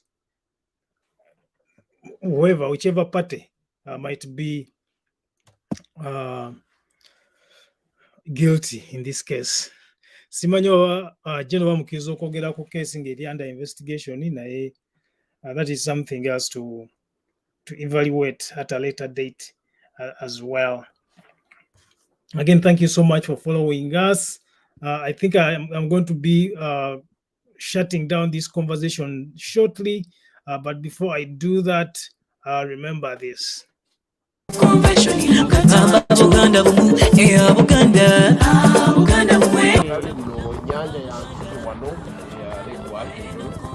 Docking place eryato lyaffe mujje mu bungi bannayi mwewandiise mugende ku mutimbagano gwa Buganda bumubibinak.org oba omutimbagano gwa Budeka. Alright, omutimbagano gwa Budeka nagwo gye guli abagala obbirabako ebyo mubirinde. I want to take this opportunity, folks, to thank each and every one of you who has joined us here today. Unfortunately, Mwami Bigirwa has found a lot of challenges or connecting online. Tubadde naye on voice abanasobola muyinza okuddayo ne muwuliriza some of his thoughts. Njagezako mufuna nga ali awantu awalala njoza nja kusindika Mwami Pius Wandera agenda mu essimu.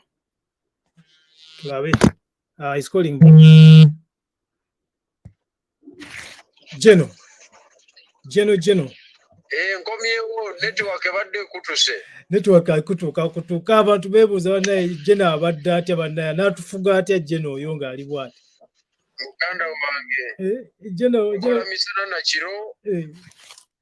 Jeno tunamukwasa tutya obuyinza ng'ali bw'ati jeno nwana kusimba capacity nange nsobole ekisooka njala tereza gadgeti era njala okutwala omukisa guno okwebaza Comrade Alan Kitonsa sebo yampeereza emitwalo 4 mwami Alan Kitonsa sebo wewe nnyo walire ddala era nkyazina ku simu kuno sebo njala enkya kugenda ku depositinga ku simu ate nsagule endala wallahi bana mwenda bawuliriza mu kiwulidde ekizibu kya jeno ayagala kufuna simu etali yaba China afune ku simu en Canada oba America oba eyabangereza enzungu simu enzungu so oba olinawo 2 4 5 gaweereze jeno Bigirwa afune simu entuufu kitegeera Alan yampeereza ekyana esebo era enkyanjalako era ku kyejjako esebo ndipositinge ku simu bwenjiga endala paka lwe nagisonjola njagigula mu installment sina kyakkola wallahi naye ng'ojja gifuna kikulu obugumiikiriza n'okubeera nti okyasobola okukola ki okustandinga nti creatinga trust abantu bakole ki bakutrustinge naye tomanya bayinza okugulira gundi amadika in the coming days amadika nze sigyetaaga mu kiseera kino kubanga nze bwenjigula bajjagamba Museveni yagimpadde ng'ate tujja kuba tugisonze nga batulaba buli omu ng'atulaba nze muganda wange ndina olutwe wano n'abagisonze bennyini olaba nga bakukuba ate nga be bagisonze well omukisa gw'olina nti nno there is a state of the nation address we give platform to each and everyone ayina kyayagala okwogera ekyokwogerako najja n'akyogerako in fact mbadde wano ne ŋŋamba abantu bonna abalina gundi kontakiti ya mwami Muwanguzi baba ayagala okujja okwewozaako naye ajje yeewozeeko singa mwami Muwanguzi abakkiriza okujja okwogera naawe ku platform eno onaakomawo ne munyumyamu mwembi face to face nze Muwanguzi namumala sijja kulimba wamumala mwami Kitonsa uno agambye nti agenda kwongerayo dola endala 1,000 Wale mwami Kitonsa Alan, thank you so much. Ono na kankana gondi kankana internet. Tanawulira. Bwana Bigirwa. Jeno. Yesebu. Bwana Kitonsa Alan agambye agenda kwongerayo dola endala 1,000. Oleme kwekwasa simu yako yo kuwuliriza ku voice ayagala kulaba ku kifaananyi.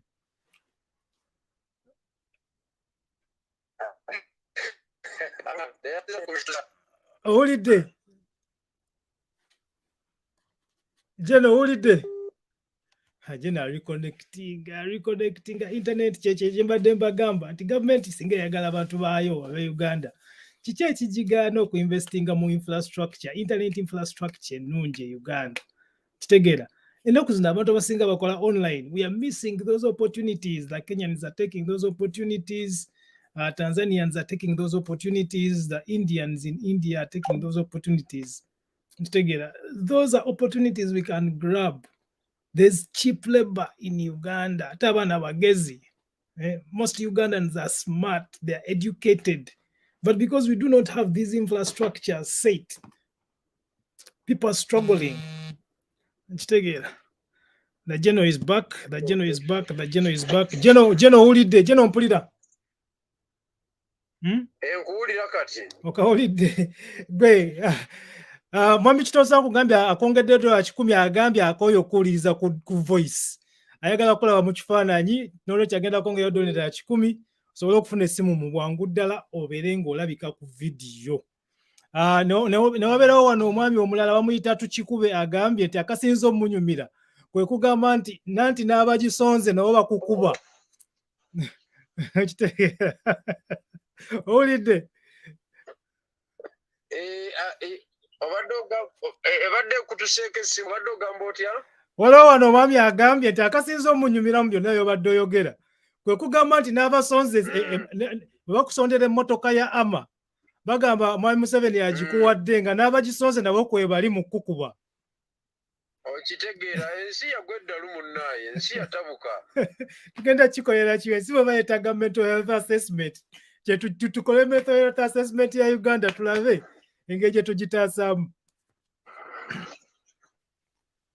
ensi yatabuka twetaaga revolution y'amaanyi ate ng'eri haadi revolution tugifuna tutya eyo gwe mu ndowoozayo gwe nga bw'oli kaakati mu kaseera kano tugifuna tutya eyo era tulina kulinda kalulu ka 26 twalirize kalulu ka 2016 kubanga ensonga zonna ezigisaako gavumenti weeziri. Okikoze otya ekyo okumobilizinga abantu nga abantu abakulwanyisa bennyini be ba opposition banno?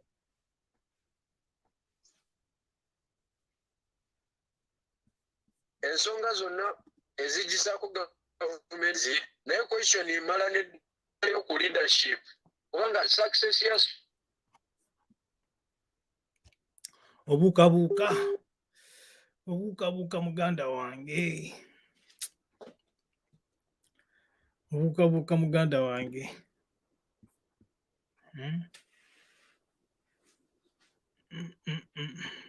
go yonna edependinga ku level of leadership yeso gye muprovidinga negati level of leadership onagiprovidinga otya ng'oli mu mugundi zino dilemmas z'olimu kaakati mu kaseera kano?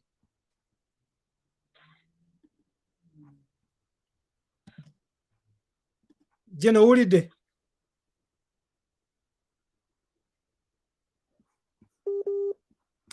Internet emutawaanya mu kisajja wange internet emutawaanya. Jeno owulidde?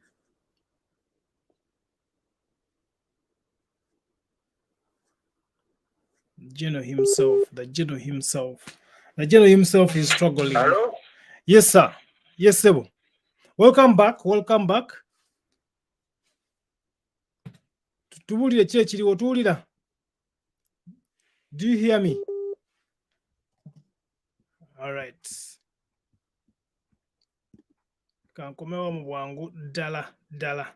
Yawe okubajjukiza nti no beside everything else.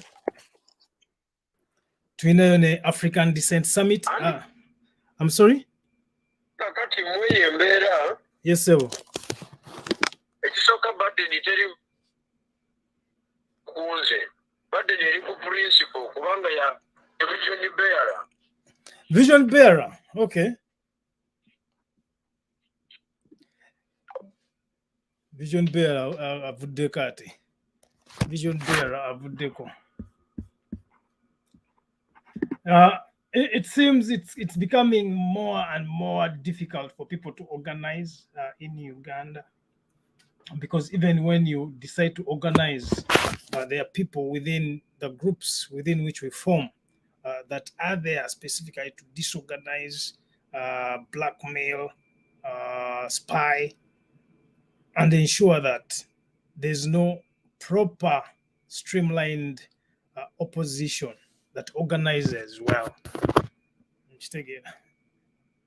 Simanyi ndowooza yamwe bweri, but I wanted to remind many people out there that the African Alumni Association, in conjunction with African Descent Summit, are organizing the African Descent Summit 2023. But what about registering again the website here, African Descent Ontario, osangeko ogende mu registration or registering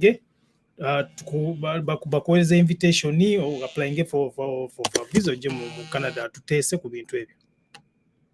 All right. The General is back. General. People are hearing you. People abantu bakuwuliriza.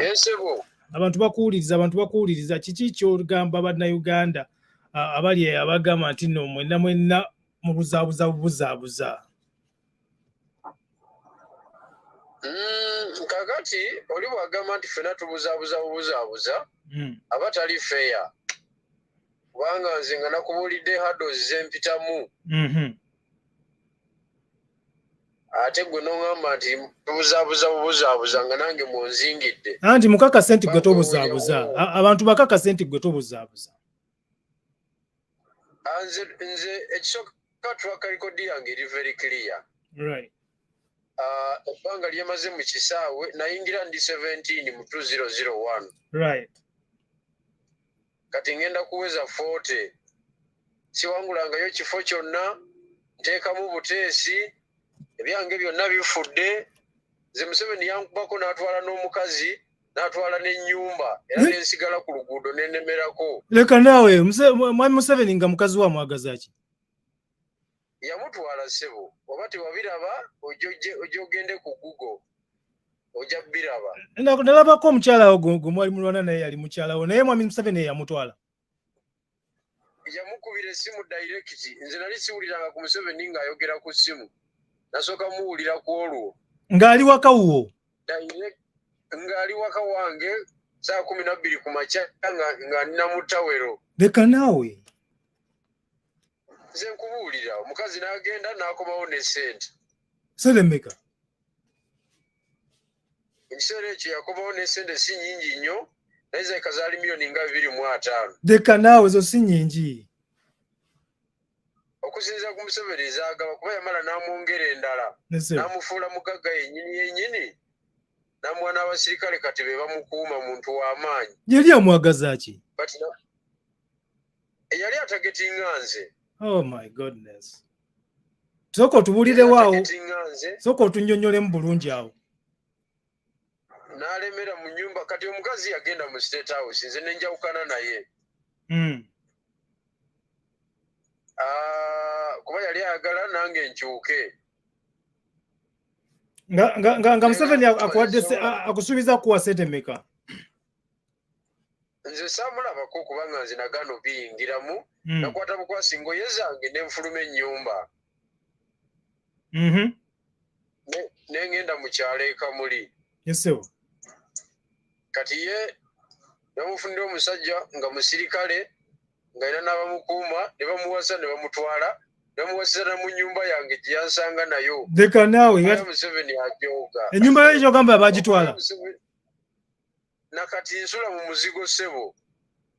Lwaki tofuna nnyumba yo? Lwaki toddamu n'ogibanja n'ogifuna? Tolina bw'ogiclaiminga oli wa state. Yaŋŋamba omukazi yaŋŋamba tirinda Museveni lwalivaako. Leka naawe. Naye waba akyaliko tomala budde. I'm telling you, osobola okubuuza kitonsa. Oh my goodness. Ate okuba esitory yagigoberera bulungi. Owulidde. So nze ebintu byempiseemu biwanvu nnyo. Siza natandika byogera wano. Ekugamba nasimbayo ekitooke emagombe n'akasimbayo ekitooke emirundi mingi. Yesewo. Omusajja ansibye emirundi 44. Okiwulire. Oyingira bwenfuluma. Oli nga Kano Kiiza Besigye. Era nzaddirira Besigye ali mu 10. Oh my goodness. Kati nze amuddirira mu Uganda mu by'okusibwa emirundi emingi. Kakati nze saagala nakwogera n'abantu kubanga nyiiga bunyiizi. Olaba omuntu ng'ayogedde ekigambo ng'akunyiiza bunyiizi obuuza kitonsa oyo. Etwabonabonera mu kkomera eruzira eyo nga batumye ne beyiro ne tutuuka n'okulwanira mu kkooti. Okiwulire ne tulwanira mu baasi ne tulwanira mu prisoni. Kakati nze ebyange biwanvu nnyo. naye gwe nga tebakusibye nga basiba basewanyana ne gundi ne segirinya ekyo buli muntu aba n'olunaku lwe esewo gwate kati ababaka balala nga tebabasi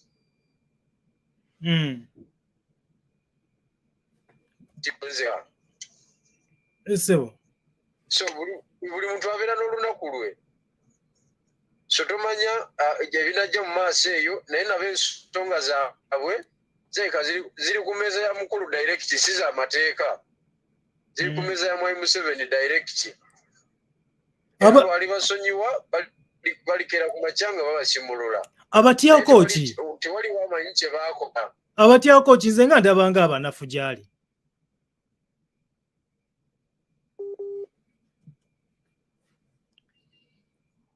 jeno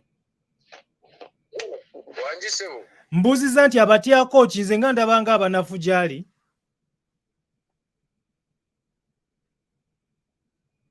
ensonga ze ng'omuntu tewali akimanyi kubanga ebintu byabwe byasooka amateeka ga Uganda ebiba nga bya buntu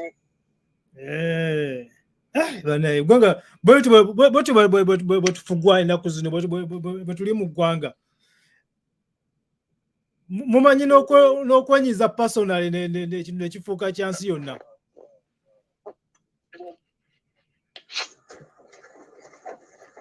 So ensonga zaabwe saagala zigendamu nnyo.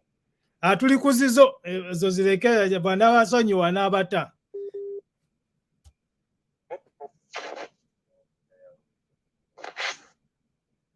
Hello sir, nkuwulira? Yes, nkuwulira.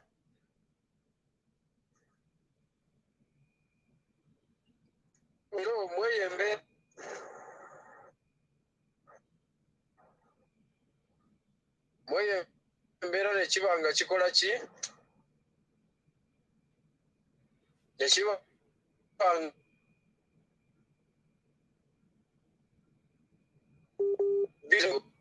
ezikuma n'enfumo yandikaze mukungu.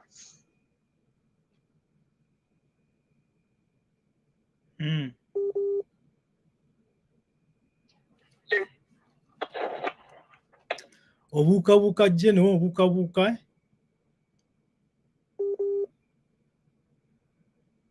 Yes, okay. Kirabika tulemeddwa okukwatagana obulungi ne Jeno mu kaseera kano. Njagala okutwala omukisa guno okwebaza mwenna abatute obuvunaanyizibwa okutwegattako olunaku lwa leero, emisana ya leero, akawungeezi ka leero, wonna wooli essaawa we ziri.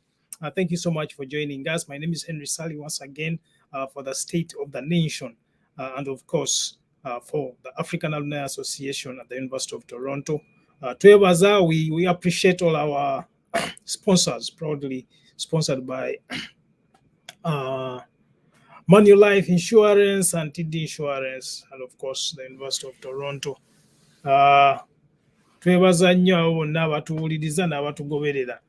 African Alumni Association in conjunction with African Descent Ontario are organizing an African Descent Summit that will happen in July this year.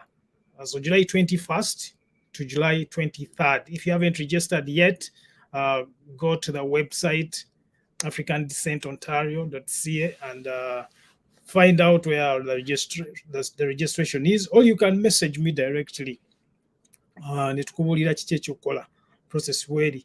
If you are going to travel from Africa or Europe, but specifically Africa, you should be applying you should be making a registration now and applying for your visa now. Ngochai no budde. Oleme kulinda closer. If boba tukamu epo nga tonaba ku registering and you are not in either Europe or nga toina visa already, I would advise you not to bother registering in April. Jakuba late. So for every person who is in Africa and would like to come to this event should be registering now. Latest should be end of March.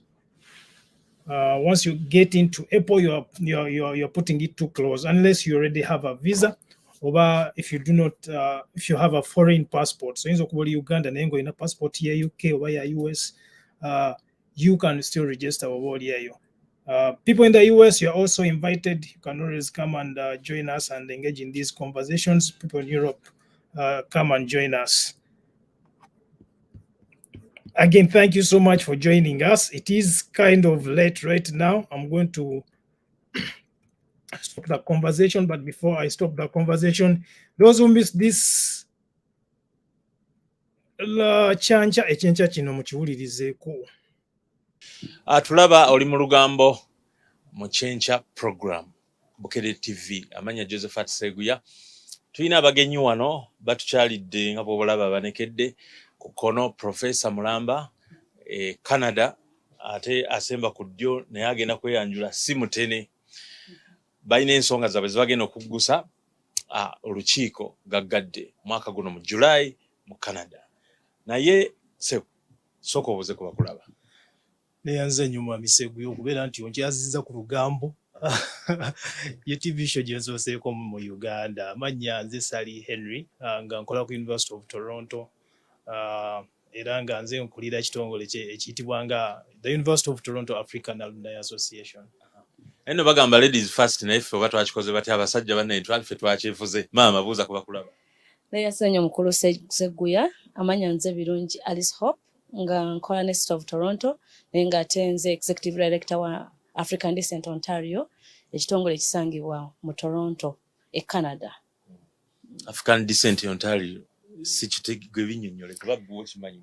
African Descent Ontario kibiina kya bwannakyewa nga kyatandikibwawo abantu abalina background nga baddugavu.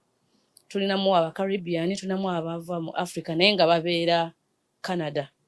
Era nga omulama nti baagala okulaba nti abantu ba bulijjo babaddugavu babeera recognized kubanga tuna ebintu bingi bye tukola. Tunamu ba professor, olabe tuna professor kuva mu University of Toronto, tunamu abantu abatandisewo business ennene ez'amaanyi nga tunayo kyakola tamu wa wano Uganda yena nyini Taiba naye nga alina business ennene naye nga abantu abamu tebamanyi. Kati ensonga lwaki African Descent Ontario yajjawo nti tutegeere abantu abo bano abaakajja mu nsi ene Canada abapya babayigireko mwatambula mutya okulaba nga mutuuka ku levels ng'osobola n'okubeera ne business ennene ey'amaanyi, osobola okubeera nga otuuka eno n'okola mu City of Toronto kuba tulina abantu bangi.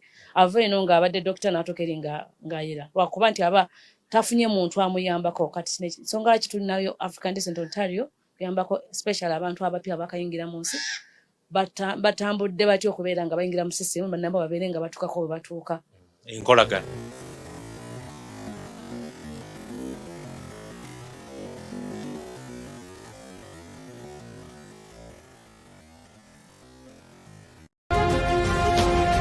This is the state of the nation. Ibifa Mugwanga. We are deliberate, we are reasonable, we are uncensored. The state of the nation with Henry Sally.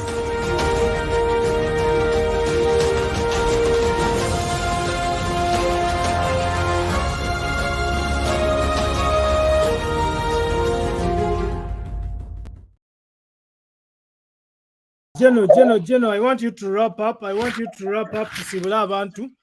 There's still a couple of people abakolinze. So wrap up. Tujja kufuna obudde ng'ofunye essimu ennungi, then we can engage in this conversation more closely. Kakati njala okusaba bakomrades mwenna abali mu diaspora kisooka ndi temuggwamu ssuubi, ndaba diaspora mwagwamu nnyo essuubi, mulabika nga abaali disappointed n'ebya 2021 mwali mulowooza Museveni tumuggyeko ne tulemererwa. Njagala okubasaba musigale nga muli bagumu, musigale nga muli bagumiikiriza. Eno tulwana na hybrid dictatorship eba nzibu ya kudiringa nayo. Nsaba mugume mwongere okuzannya loolo yammwe ng'emwagizannyanga, ultimately kijja kuggwa. Ne neebaza ssebo omukulu weebale kuteekateeka mukutu guno, era njagala okwebaza ebintu byonna by'okoze okulabika nti twongerayo eddoboozi.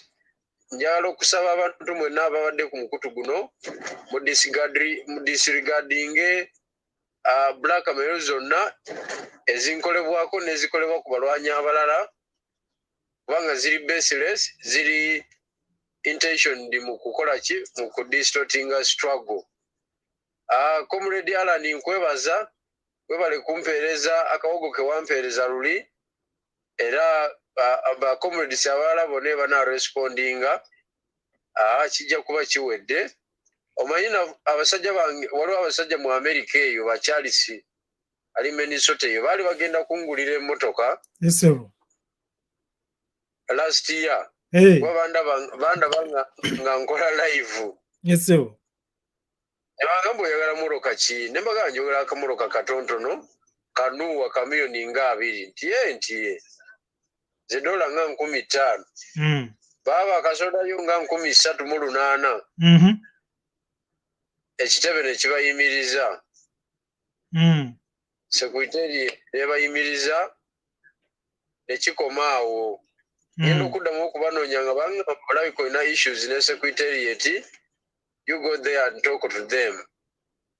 Kwegamba secretariat yabagaana okuwa sente ezo. Mumpimpi yabagaana. Kati ate ze baali basonze already lwaki tebazikuwa ezo zo? Ezo za corporations ndala. Oh, interesting. Nenga bawa reason ki? Ate bo tebayogera bingi. Just they were surprised nti how can the secretariat really?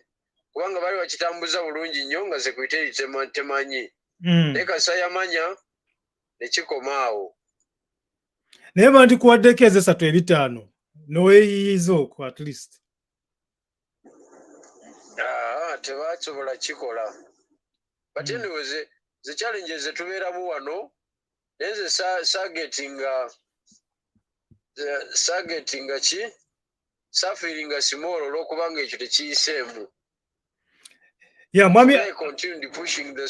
Mwami Alan Kitonsawo n'abuuza nti no, what does it cost to have a nice phone? Let us fix it for good. N'agamba nja kuweereza $300 ogule essimu. So ekyo tugenda kifixinga kiwedde ekyo. Tosobola kufuna simu $300 oba tofunye essimu. $300 that is 1.1. Yeah. Ngenda kufuna essimu ya 1.2. Ekitegeera. Yakwetetenkanya wano. Yagambye. Yafunayo Samsung oba iPhone. Esewo. Oleme kuddamu kwekwasa ate akasimu kange ka China, ate ka Korea, ka Hong Kong. Ekitegeera. Muganda wange. Bwekityo bwekiri ssebo. Obadde omaliriza tulabe. So abakulu kambeesonyiwe musiibe bulungi eyo gye muli. Feno tugenda kwebaka. Mweyongere okutuwagira ffe abali ku ground. Challenges za njawulo ze tufeesinga si ze mufeesinga. Ebintu byano birala nnyo oyo Alan abimanyi. So mweyongere okutuwagira mu mbeera emu oba endala. Ffe tukyaliyo temukkiriza diversion yonna ebajja ku mulamwa ukize tweyongere okuzimba capacity enasobola okuleeta enkyukakyuka mu ggwanga. Mwebale nnyo mwebalire ddala sigadde nze Bigirwa Moses. Bigirwa Moses oyogedde otugumyagumya nga mwatugumya nga tugenda wano okulonda ne mutugamba tugenda nte mu ntebe oba baagala oba tebaagala. Oyogera otugumya naye tujja kukusindika wano naawe tukole banno bye batukoze. Kituufu naye buli muntu kitwaga agitegeera bubwe. Esewo. Ate niya zaffe za njawulo kati nze omutima gwe nnina gwa njawulo ku gw'omuntu omulala. So kakati omuntu eyabaddeko disappointed kyangu nnyo okulowooza nti buli muntu anoonya obukulembeze naye agenda mu disappointinga. Some of us we are not in that category. Right. Yes, sir. Kale muganda wange webale tubuuzaako katukulinde ofune essimu etegerekeka so that we can engage in a more productive interview than this one. Next week nja kukomawo nga ndi mupya nnyo. I will be in position okola ki okujja okwadumulatinga issues. Ndabika bulungi nga namwe mulaba ekifaananyi. Katukulinde ffe tujja kuba tukulinze sawa yonna. Tujja kuba tukulinze. Kale muganda wange webale nnyo webale ddala otukubirako wadde ku voice tambula bulungi tuke bulungi e Kampala. Hopefully your issues will be resolved when you get there. Thank you so much. Okay. Have a good night. All right, mikwano gyange mube nnyo mube ddala kutugoberera. Waliwo ensonga endala gye nabadde njagala okwogerako gye badde sifunye kadde kwogerako, ensonga ya Haji Kyanjo. Haji Kyanjo apparently yeetaagayo ssente endala kubeera nga ajjanjabibwa okusigala nga akyalina obulamu bwe bulungi. Haji Kyanjo abatamumanyi musajja yali mu legislator mu Uganda. Era these were some of his thoughts bwe yali ng'avudde mu parliament. Wagenda kujjawo abantu benkugambye nga tebaagala bwami, nga tebaagala ssente, nga tebatya Mungu. onoogenda obagambako nti obatiise nga tebakyawulira, nti obawe ssente nga tebakyayagala, nti obawe obwami nga tebakyegomba. Abamu ku bo weetuli. Nze oyagala kumpa ssente mmeka? Era oyagala kuzimpa nfuuke ki? Ekyo kisirabangako. Oyagala kumpa bwami, ompe bwa minisita mbeere minisita waki? Wa defense, wa foreign affairs, wa finance. Kati kyanjo kiki kyoyagala? Njagala kulongoosa. Naye tetuyinza kulongoosa na Museveni. Museveni talina busobozi bulongoosa kubanga mwonoonyi ate kennyini mwononefu. Obubaka bumutuuseeko. Mwono aggwanga lyaffe alyonoonye n'alisaanyaawo naye yennyini mwononefu. Yeegobyeko abantu abakulu bonna, kati ali mu baana bato, obuwala n'obulenzi, bumukubira enduubu, buleekaana, eggwanga alisuula mu luwonko, alemedde ku siteeringi. Alemereko. Bw'eneegwayo mu luwonko, breakdown yenejja n'etujjayo. Tulinde kyenaddirira. Naye nze kyenjagala okunaaza engalo zange, njagala akabi akanaaba byonna bapipira nabyo kagwe nga njogedde. Ng'omuntu bwantuukako mugamba nze ogwange nagumala, naawe genda okola ogugu. All right. Program eyo yafumira mu kafubo. Mukadde waffe Alhaj Kyanjo mulwadde era alindooza Bulaaya. Yeetaaga naye ssente okulaba nti no ajjanjabibwa bulungi nnyo. Waliwo omwami amobilizinga funds ze, I think he's in the UK. I do not have the contacts here. I did see some of the messages, but I wasn't able to save those contacts. But I remembered that it would be important for us to talk about it. Omanyi omwami oyo yamobilizinga fundraiser ya mwami Kyanjo, mutuukirire obeereko kyokola kulaba nti no omwami oyo tumusiima mu mbeera ye gy'ali mu kaakati mu kaseera kano, kubanga yalwanirira nnyo Uganda ne Buganda. So thank you so much for being here again. My name is Henry Sally.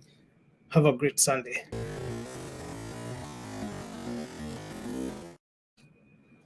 Oh, great.